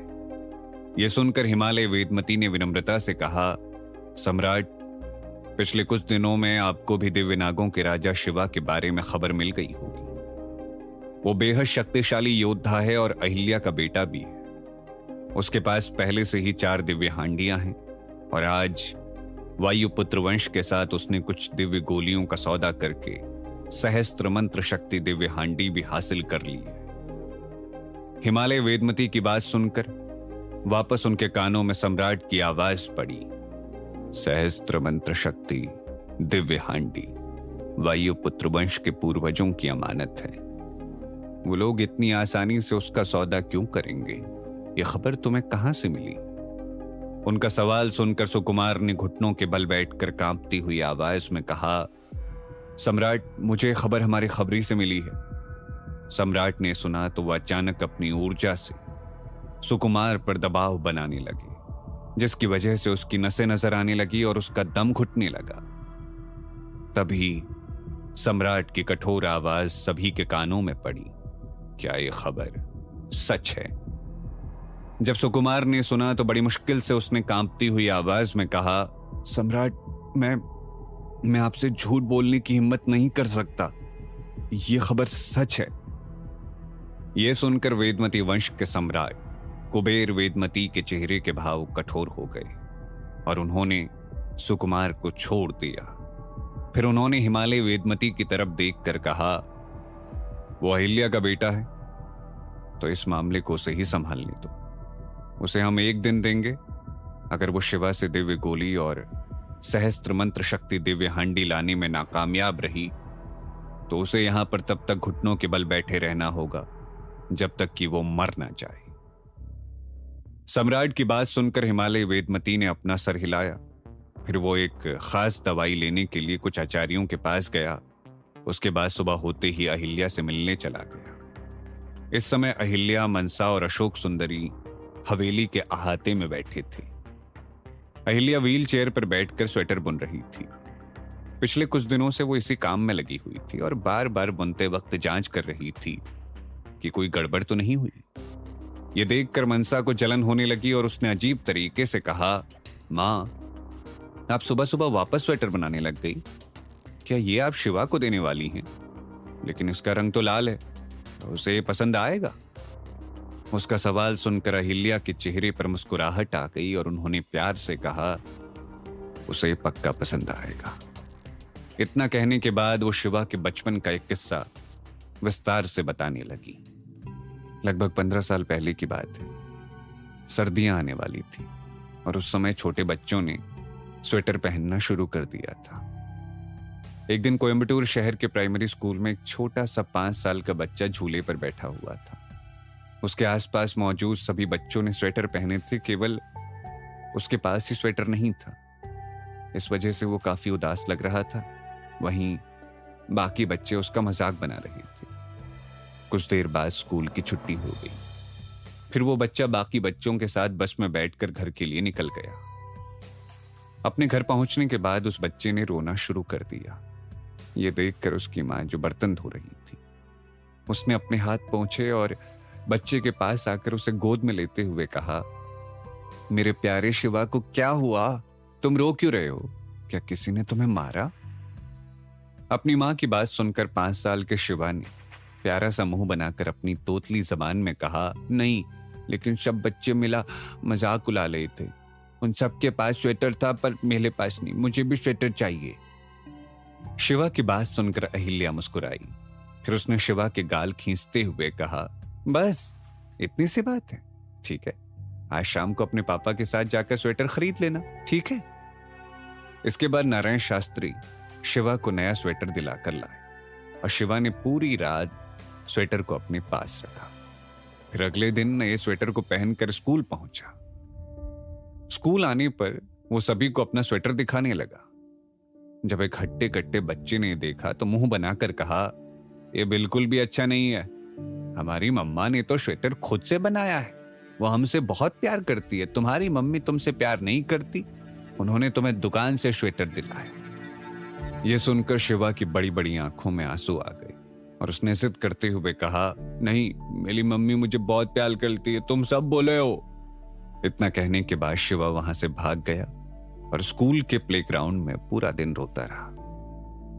फिर जब वो घर पहुंचा तो उस समय अहिल्या और नारायण काम की वजह से बाहर गए हुए थे। शाम में नारायण और अहिल्या वापस आए तो उन्होंने शिवा को जमीन पर लेटे हुए देखा। उसकी आंखें और नाक तब पूरी तरीके से लाल थी। ये देखकर अहिल्या ने शिवा को अपनी गोद में उठा लिया और परेशान लगते हुए कहा, अरे शिवा, तुम जमीन पर क्यों लेटे हो? तुम्हें ठंड लग जाएगी। अपनी मां की बात सुनकर शिवा, जो थोड़ी देर पहले ही सोया था, उसकी आंखें खुल गई। फिर उसने रोते हुए उन्हें गले लगा लिया। फिर उसने रुआंसी आवाज में कहा, मम्मा, आप मुझसे प्यार नहीं करती ना? मैंने कुछ बुरा किया है क्या? उसकी बात सुनकर अहिल्या ने परेशान लगते हुए कहा, किसने कहा कि मम्मा आपसे प्यार नहीं करती? मम्मा आपसे बहुत प्यार करती है, बहुत ज्यादा। शिवा ने सुना तो रोते हुए पूछा, फिर आपने मेरे लिए स्वेटर क्यों नहीं बनाया? बाकी बच्चों की मम्मा ने तो उनका स्वेटर खुद बनाया। आप मुझसे प्यार नहीं करती। ऐसे ही रोते रोते शिवा उनकी गोद में सो गया। ये सब बताते हुए अहिल्या की आंखों में भी आंसू आ गए, पर उन्होंने जल्दी ही खुद को शांत कर लिया। वहीं मनसा ने उनकी पूरी बात सुनने के बाद मुस्कुराते हुए कहा, मुझे नहीं पता था कि बचपन में वो इतना जिद्दी और रोतड़ू था। जब अहिल्या ने सुना तो थोड़ा उदास लगते हुए कहा, हाँ, लेकिन उस समय मैं और शिवा के पापा बहुत व्यस्त थे। इसीलिए उन्होंने शिवा को डराने के लिए कहा कि अगर उसने जिद करना बंद नहीं किया तो वो उसे मारेंगे, जिसकी वजह से आखिर में शिवा को अपनी जिद छोड़नी पड़ी। लेकिन मैं जानती थी कि उसे बहुत बुरा लगा था, इसीलिए मैंने मीनाक्षी और शिवा दोनों के लिए स्वेटर बुनना शुरू किया। पर मैं बुनाई का काम पूरा कर पाती उससे पहले ही हमारे वंश के लोग मुझे यहां पर जबरदस्ती लेकर आ गए। क्या वेदमती सम्राट और हिमालय वेदमती अहिल्या को शिवा से मिलने देंगे? क्या शिवा अपनी मां की मजबूरी समझ पाएगा? आखिर कैसी होगी शिवा और उसकी मां की पहली मुलाकात, जानने के लिए सुनिए हिस्स। अपनी कहानी सुनाते सुनाते अचानक से अहिल्या की आंखें भर आई और वो रोने लगी। लेकिन फिर कुछ देर बाद उसने अपने आंसू पोंछे और मुस्कुराते हुए कहा, खैर, अब मेरे पास मेरे बेटे के लिए स्वेटर बनाने का मौका है, तो मैं इस मौके को गंवाना नहीं चाहती। यह सुनकर मनसा ने मुंह बनाते हुए कहा, ठीक है, लेकिन अगर आप शिवा को स्वेटर देंगी तो मुझे भी स्वेटर चाहिए। मनसा की बात सुनकर अहिल्या ने मुस्कुराते हुए कहा, ठीक है, मैं तुम्हारे लिए भी स्वेटर बनाऊंगी और अशोक सुंदरी के लिए भी। उनकी बात सुनकर अशोक सुंदरी मुस्कुराई। फिर उसने थोड़ा परेशान लगते हुए कहा, आखिर हमें कब तक यहां बंद रहना होगा? मुझे सच में नहीं लगा था कि हमारे वंश के लोग हमें यहां पर बंद रखेंगे। क्या वो लोग हमें अपना परिवार नहीं मानते? मनसा ने सुना तो शांति से कहा, परसों टाइम्स रॉयल लिस्ट के रैंकिंग कंपटीशन के बाद इन लोगों को हमारी कोई जरूरत नहीं होगी, इसीलिए ये हमें जाने देंगे। बस हमें थोड़ा और इंतजार करना है। जब अशोक सुंदरी ने सुना तो गहरी सांस लेकर कहा, अगर हमें पता होता कि यहां पर ऐसा कुछ होने वाला है तो हम भारत देश से यहां पर कभी आते ही नहीं। यह सुनकर मनसा कुछ कहती उससे पहले ही हिमालय वेदमती की गहरी आवाज उन सभी के कानों में पड़ी। किसका मन कर रहा है वापस भारत देश जाने का? अगर वहां रहने का इतना ही शौक है तो अभी जा सकती हो। इतना कहते हुए हिमालय वेदमती चेहरे पर गुस्से भरे भावों के साथ वहां पर आ गए। फिर उन्होंने गहरी आवाज में कहा, तो मैं अभी भी मैं अपनी बेटी मानता हूं, फिर भी तुम यहां से जाना चाहती हो? ठीक है, तो तुम दोनों हमेशा के लिए भारत देश जा सकती हो। वैसे भी मुझे तुम जैसी नालायक बेटियों की कोई जरूरत नहीं। हिमालय वेदमती की बात सुनकर मनसा और अशोक सुंदरी घबरा गई। फिर अशोक सुंदरी ने घुटनों के बल बैठकर माफी मांगते हुए कहा, मुझे माफ कर दीजिए पापा, बेशक हम आपके साथ रहना चाहते हैं। उसकी बात सुनकर हिमालय वेदमती ने गुस्से में कहा, सच में तुम औरतों को कुछ भी नहीं आता है। तुम्हारा भाई तो हमेशा अपनी ताकत बढ़ाने पर ध्यान देता है, उसके पास ऐसे चुगली करने का वक्त भी नहीं है। लेकिन तुम दोनों का क्या? तुम दोनों हमेशा अपना वक्त बर्बाद करती रहती। मुझे तो यह समझ नहीं आ रहा कि मेरी यानी हिमालय वेदमती की ऐसी बेटियां कैसे हो सकती हैं। अब दफा हो जाओ यहां से, मुझे तुम्हारी मां से कुछ बात करनी। मनसा और अशोक सुंदरी ने सुना तो तुरंत पीछे की तरफ चली गई। उन्हें पता था कि उनके पापा कितने गर्म मिजाज के, वो उन्हें छोटी से छोटी बात पर भी सजा दे सकते हैं। खैर, हिमालय वेदमती ने एक नजर अहिल्या के हाथ में मौजूद स्वेटर की तरफ देखा तो उनकी आंखों में तिरस्कार नजर आने लगा। लेकिन फिर भी उन्होंने गहरी सांस लेकर कहा, अहिल्या, सम्राट ने कहा है कि कल तुम अपने बेटे से मिलने जा सकती हो। उसके लिए अभी एक लेटर लिखो, हम किसी के हाथ वो लेटर उस तक भिजवा देंगे। जब अहिल्या ने सुना तो हैरान लगते हुए पूछा, क्या कहा कल? लेकिन अभी तक टाइम्स रॉयल लिस्ट के रैंकिंग कंपटीशन स्टार्ट नहीं हुए हैं। तुम मेरे बेटे को अच्छे से जानते हो, अगर उसने मुझे इस हालत में देखा तो वो तुम लोगों को छोड़ेगा नहीं। इससे सबके लिए परेशानी खड़ी हो सकती है। फिर भी तुम लोग चाहते हो कि मैं उससे मिलूं? यह सुनकर हिमालय वेदमती ने गहरी आवाज में कहा, हाँ, लेकिन ये दवाई खा लेना। देखो, बेहतर होगा कि शिवा से मिलने पर तुम उससे उसके पास मौजूद दिव्य गोलियां और सहस्त्र मंत्र शक्ति दिव्य हांडी हासिल कर लो। फिर सम्राट के वादे के अनुसार तुम्हें तुम्हारी आजादी मिल जाएगी। अपनी बात कहने के बाद हिमालय वेदमती ने एक छोटा सा बॉक्स अहिल्या की तरफ बढ़ाया। उसे खोलने पर अहिल्या को एक आधी सफेद और एक आधी काली गोली नजर आई। उसे देखकर एक नजर में ही उसने पहचान लिया कि वो कौन सी गोली है। उस गोली का नाम अलौकिक ऊर्जा गोली था। उसे खाकर कुछ समय के लिए इंसान का शरीर तंदुरुस्त हो सकता है। मरते हुए इंसान को भी वो गोली कुछ समय के लिए बिल्कुल ठीक ठाक दिखा सकती है। उसे देखने के बाद अहिल्या ने उस गोली को लेकर गहरी आवाज में कहा, यह अलौकिक ऊर्जा गोली है, यह सच में वही है। जब हिमालय वेदमती ने सुना तो कठोरता से कहा, हाँ, सही पहचाना। ये गोली सम्राट तुम्हें इनाम के तौर पर दे रहे हैं, इसलिए बेहतर होगा कि तुम हमारा काम पूरा कर दो। हमारे वेदमती वंश के पास ऐसी केवल 3 दवाइयां बची हैं। और चिंता मत करो, इसे खाने से तुम मर नहीं जाओगी। इसके अलावा तुम्हें अपने बेटे के बारे में सोचना चाहिए। इतने सालों बाद उससे मिलने के लिए तो तुम कुछ भी कर सकती हो, क्यों है ना? ये सुनकर अहिल्या गहरी सोच में डूब गई। बेशक वो सम्राट कुबेर वेदमती के बारे में अच्छे से जानती थी। उन्हें वंश के सभी लोग देवता की तरह पूजते हैं, लेकिन असल में वो एक बहुत क्रूर, निर्दयी और पत्थर दिल सम्राट है। उनके लिए कोई भी रिश्ता महत्वपूर्ण नहीं। सभी को लगता है कि वेदमती वंश में पैदा होना खुशकिस्मती की बात होती है, लेकिन अहिल्या जानती थी कि ये एक अभिशाप है। यही सब सोचते हुए अहिल्या के चेहरे पर कड़वाहट भरी मुस्कुराहट आ गई। इस वक्त उन्हें किसी भी बात से कोई फर्क नहीं पड़ रहा था। वो बस एक बार शिवा को देखना चाहती थी। इसीलिए उन्होंने एक खत लिखकर शिवा के लिए भिजवा दिया। जल्द ही वो खत शिवा तक पहुंच गया। इस वक्त शिवा वायुपुत्र वंश महल में था, इसलिए खत भैरवी को दे दिया गया। भैरवी ने पिछले कुछ समय से लगातार साधना करके खुद की ताकत बहुत बढ़ा ली थी।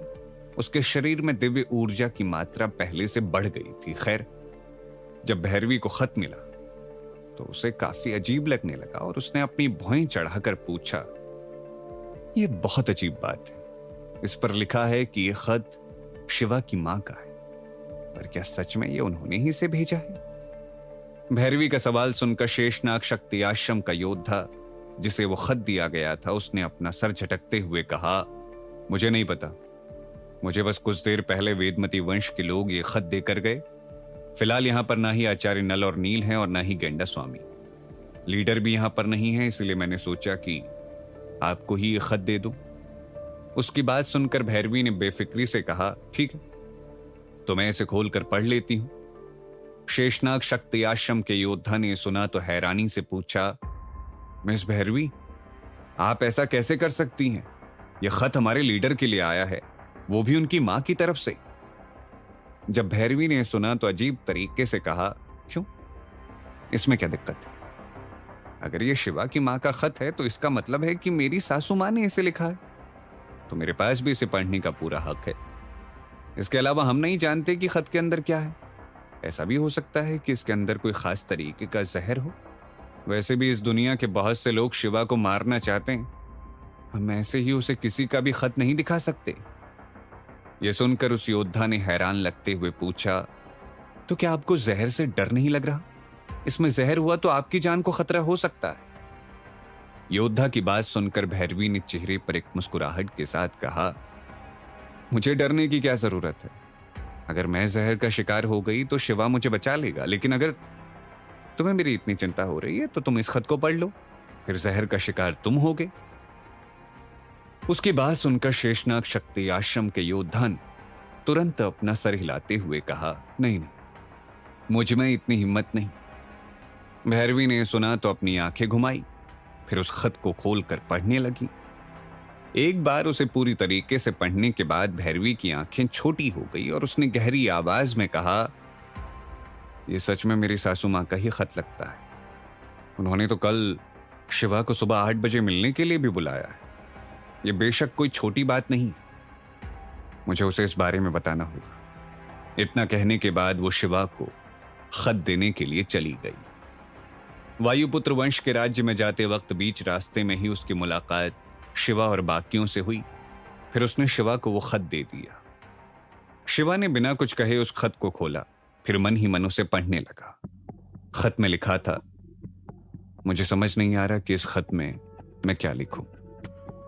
ऐसी बहुत सारी बातें हैं जो मुझे तुमसे करनी है। शायद मेरी बातों की वजह से सारे पन्ने ही खत्म हो जाएं और तुम भी पक जाओ। लेकिन शिवा, मेरे बच्चे, मैं तुमसे एक बात जरूर कहना चाहती हूं। तुम्हारी मां तुमसे बहुत प्यार करती है। तुम्हारे यहां पर आने की खबर सुनकर मैं कितनी खुश हूं, ये तुम सोच भी नहीं सकती। जब से मुझे पता चला है कि तुम इस दुनिया में आए हो, तब से मैं तुमसे मिलने का इंतजार कर रही हूं, लेकिन कुछ मजबूरियों की वजह से मैं तुमसे मिलने नहीं आ पाई। पर अब हम मिल सकते हैं। मुझे उम्मीद है कि इतने सालों के बाद तुम अपनी मां को देखने जरूर आओगे। कल सुबह 8 बजे वेदमती वंश के बड़े ब्रिज के पास मैं तुम्हारा इंतजार करूंगी। तुम्हारी मां अहिल्या। जब शिवा ने यह खत पढ़ा तो उसके दिल में एक अलग सा तूफान उठने लगा। भले ही उसे अपनी मां की लिखावट याद नहीं थी, लेकिन उन शब्दों में शिवा को मां की ममता नजर आ रही थी। शिवा इस बारे में सोच ही रहा था कि तभी भैरवी ने धीमी आवाज में कहा, शिवा, कल सुबह 8 बजे तुम्हें मिलने के लिए उन्होंने बुलाया है। उस ब्रिज तक पहुंचने में हमें 2 घंटे लगेंगे, इसलिए हमें जल्दी निकलना होगा।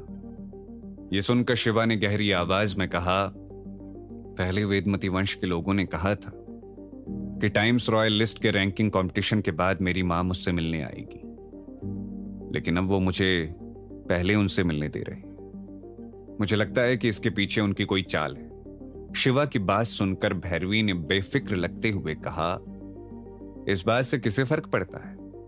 वैसे भी मुझे नहीं लगता कि वो तुम पर हमला करने की योजना बना रहे, और अगर उन्होंने हमला किया तब भी हार उनकी ही होगी, तो तुम बेफिक्र रहो। अब मैं चली उनके लिए तोहफों का इंतजाम करने। मैं उनसे मिलने खाली हाथ थोड़ा ना जा सकती।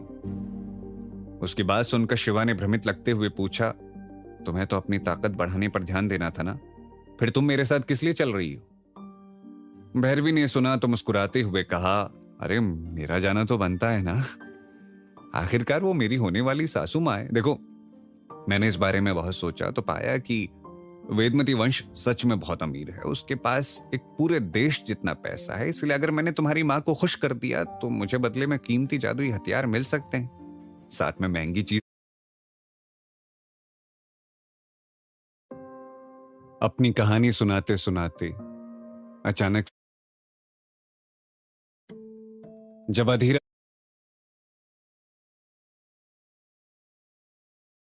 थी, ये देखकर अहिल्या ने शिवा को अपनी गोद में उठा लिया और दिलाकर लाया, और शिवा ने पूरी रात स्वेटर को अपने पास रखा। स्वेटर क्यों नहीं बनाया? शिवा, उन मां को खुश कर दिया तो मुझे बदले में वो मुझे पहले उनसे मिलने दे रहे हैं। मुझे लगता है कि इसके पीछे उनकी कोई चाल है।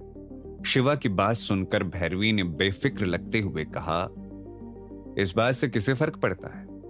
वैसे भी मुझे नहीं लगता कि वो तुम पर हमला करने की योजना बना रहे, और अगर उन्होंने हमला किया तब भी हार उनकी ही होगी, तो तुम बेफिक्र रहो। अब मैं चली उनके लिए तोहफों का इंतजाम करने। मैं उनसे मिलने खाली हाथ थोड़ा ना जा सकती।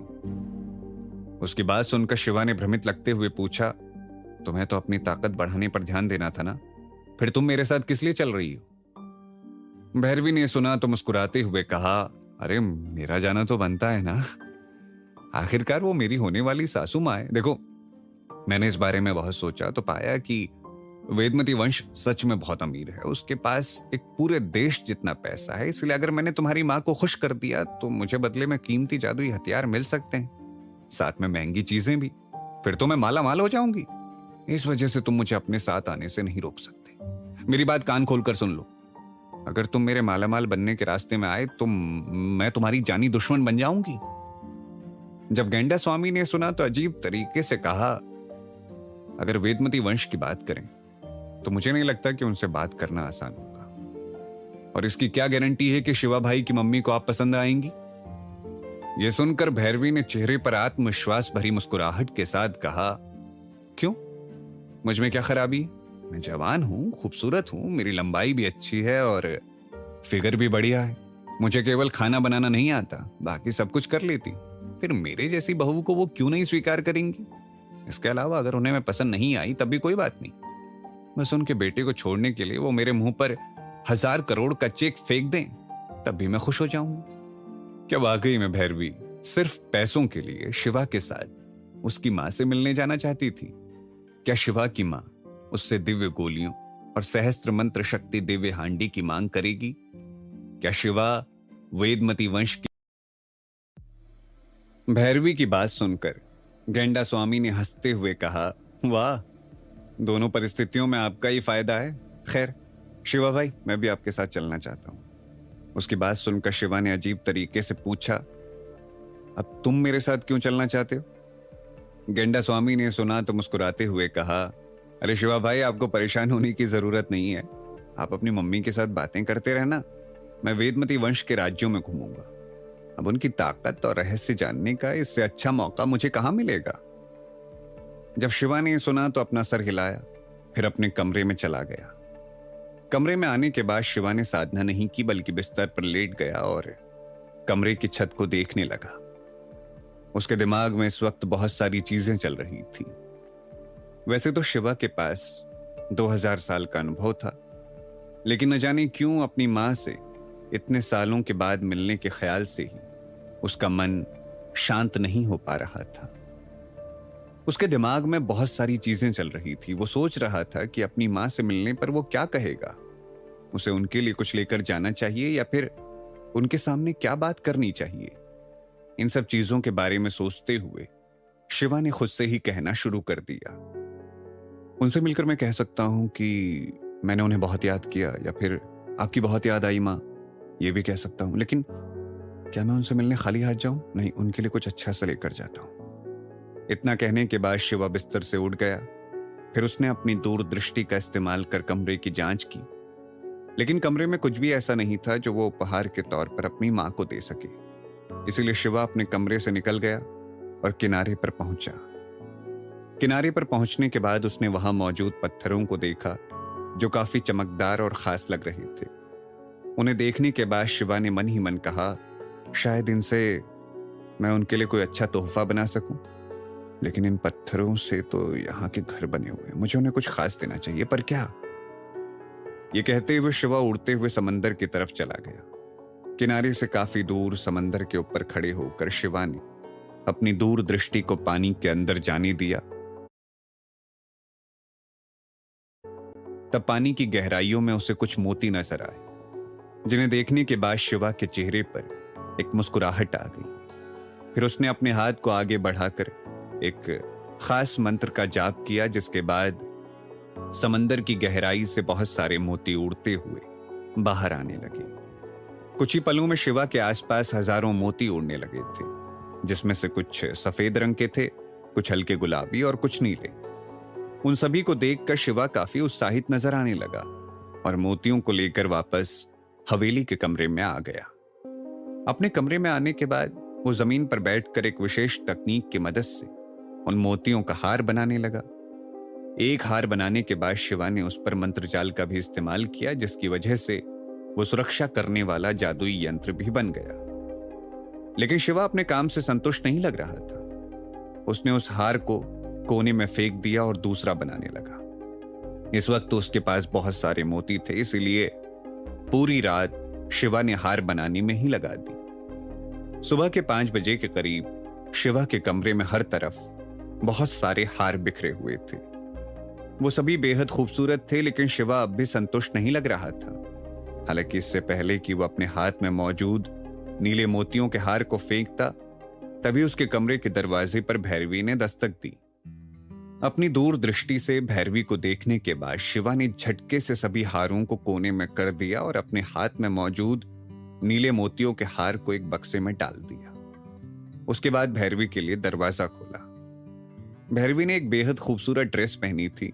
उसने अपने बालों को भी अच्छे से बनाया था और उसके चेहरे पर एक बड़ी सी मुस्कुराहट थी, जिसके साथ उसने शिवा की तरफ देखा। लेकिन शिवा को देखने के बाद उसकी आंखें हैरानी से बड़ी हो गई।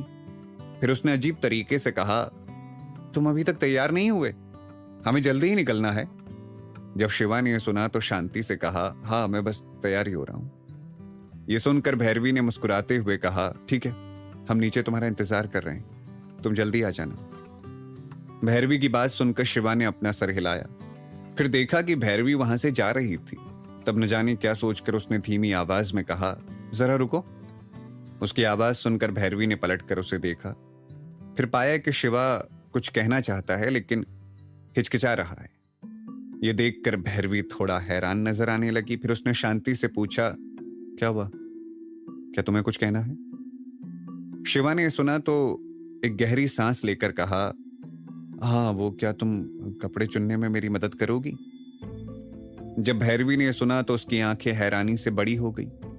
अगर कोई और दिन होता तो वो पक्का शिवा को गलत समझती, लेकिन आज वो अपनी मां से मिलने जा रहा था, जिसका मतलब साफ था कि वो भैरवी को इसीलिए कपड़े चुनने को कह रहा है ताकि वो अपनी मां के सामने अच्छा दिखे। असल में आमतौर पर शिवा कभी भी कपड़ों की फिक्र नहीं करता, लेकिन आज वो इतने सालों बाद अपनी मां से मिलने वाला था, इसीलिए वो अच्छा दिखना चाहता था। इस बारे में सोचते हुए भैरवी ने मुस्कुराकर कहा, ठीक है, तुम नहा लो, मैं तुम्हारे लिए कपड़े निकाल देती हूँ।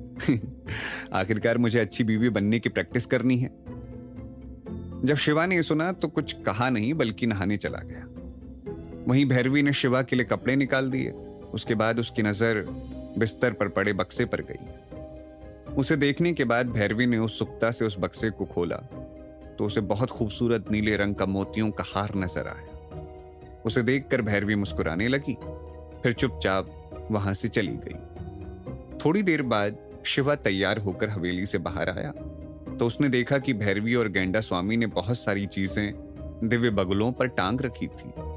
ये देखकर शिवा ने अजीब तरीके से पूछा, तुम आखिर कितने तोहफे लेकर जा रहे? ये सुनकर गेंडा स्वामी ने मुस्कुराते हुए कहा, हम ज्यादा चीजें लेकर नहीं जा रहे हैं, बस कुछ खास दवाइयां, भारत देश से लाई गई कुछ खास चीजें, 2 5 स्टार जादुई हथियार और कुछ एंटीक्स। गेंडा स्वामी की बात सुनकर भैरवी ने उसे छेड़ते हुए कहा, मोटे गेंडे, आमतौर पर तो तुम काफी कंजूस नजर आते हो, लेकिन इस बार तुमने इतना खर्चा किया, लगता है तुम भी अपने शिवा भाई की मम्मी को खुश करना चाहते हो।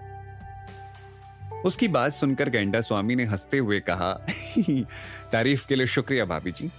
शिवा ने यह सुना तो उसके चेहरे पर एक मुस्कुराहट आ गई। उसे अपने सामने मौजूद उन दोनों लोगों को देखकर ऐसा लग रहा था मानो जैसे वो उसके परिवार हो। सच कहा जाए तो शिवा जानता था कि उसकी मां को खुश करना तो बस एक बहाना है। असल में उन दोनों को शिवा की फिक्र है, इसलिए बहाना बनाकर वो दोनों उसके साथ चल रहे हैं।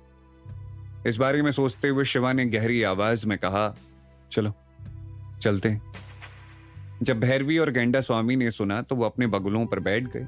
वहीं मौके का फायदा उठाकर शिवा ने एक छोटे से बक्से को भैरवी के सामानों के अंदर डाल दिया। उसके बाद दिव्य बगुले पर बैठकर वो सभी वेदमती वंश के राज्य के बीचों बीच मौजूद शहर की तरफ चले गए।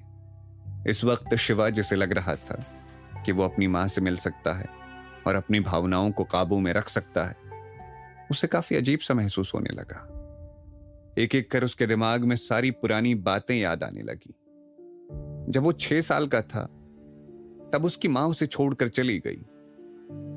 उस बात को लगभग 15 साल बीत चुके थे, लेकिन केवल लोगों की नजरों में शिवा के लिए तो लगभग 2000 साल बीत गए थे।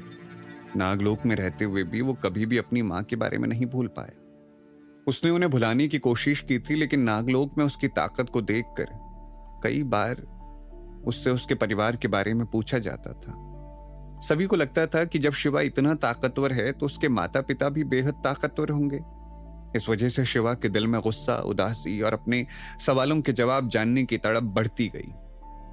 लेकिन अब शिवा अपने सवालों के जवाब जानना चाहता था। इस बार वो अपने दिल में बधी गांठ को खोलना चाहता था, क्योंकि अगर उसे अंदरूनी शांति नहीं मिली तो आगे चलकर उसके लिए अपनी ताकत बढ़ाना नामुमकिन हो जाएगा। शिवा ये सब सोच ही रहा था कि तभी भैरवी ने अजीब तरीके से पूछा, क्या हुआ, तुम ठीक तो हो? ये सुनकर शिवा ने अपना सर हिलाया और आगे की तरफ देखने लगा। कुछ घंटों बाद आखिरकार वो एक बड़े से ब्रिज के पास पहुंचे। उसे देखकर भैरवी ने गहरी आवाज में कहा, इसी ब्रिज पर उन्होंने हमें मिलने के लिए बुलाया है। हम पहुंच गए हैं, तो अब बगुलों को नीचे उतारें। भैरवी की बातें सुनकर शिवा की नजरें ब्रिज की तरफ चली गई। वो ब्रिज काफी बड़ा था और उस पर कुछ लोग मौजूद थे, जिनमें 2 तो मनसा और अशोक सुंदरी थी।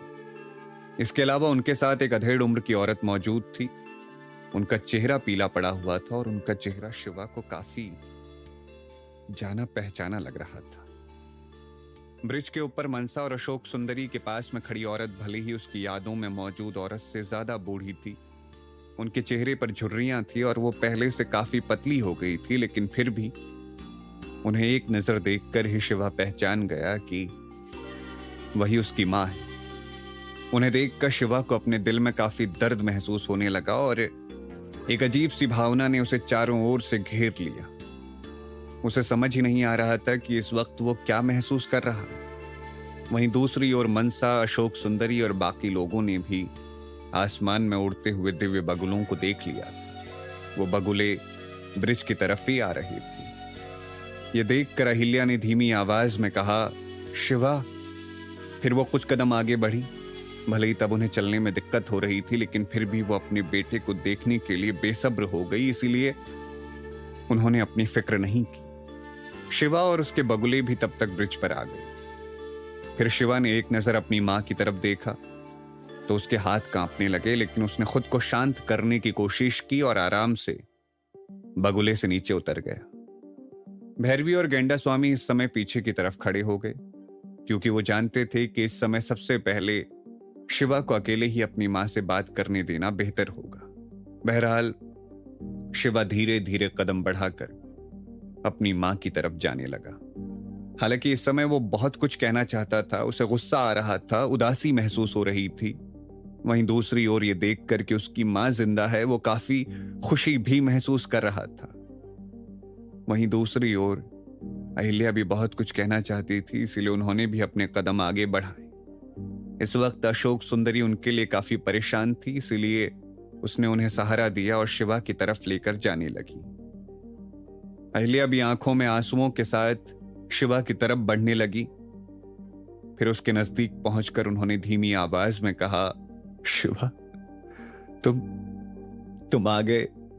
कितने बड़े हो गए हो तुम। मैंने तुम्हें बहुत याद किया बेटा। उनकी बात सुनकर तो शिवा की आवाज जैसे गले में ही अटक गई। हालांकि इस वक्त उनकी आवाज सुनकर और उन्हें देखकर शिवा उन्हें मां कहकर पुकारना चाहता था, लेकिन उसके दिमाग में बहुत सारे सवाल थे। क्यों उसकी मां हमेशा हमेशा के लिए यहां पर बस गई? क्यों उन्होंने दूसरी शादी कर ली? और क्यों वो कभी भी उनसे मिलने नहीं आई? क्या शिवा अहिल्या से अपने मन की बात कह पाएगा? और क्या वो ये सारे सवाल पूछ पाएगा? आखिर अहिल्या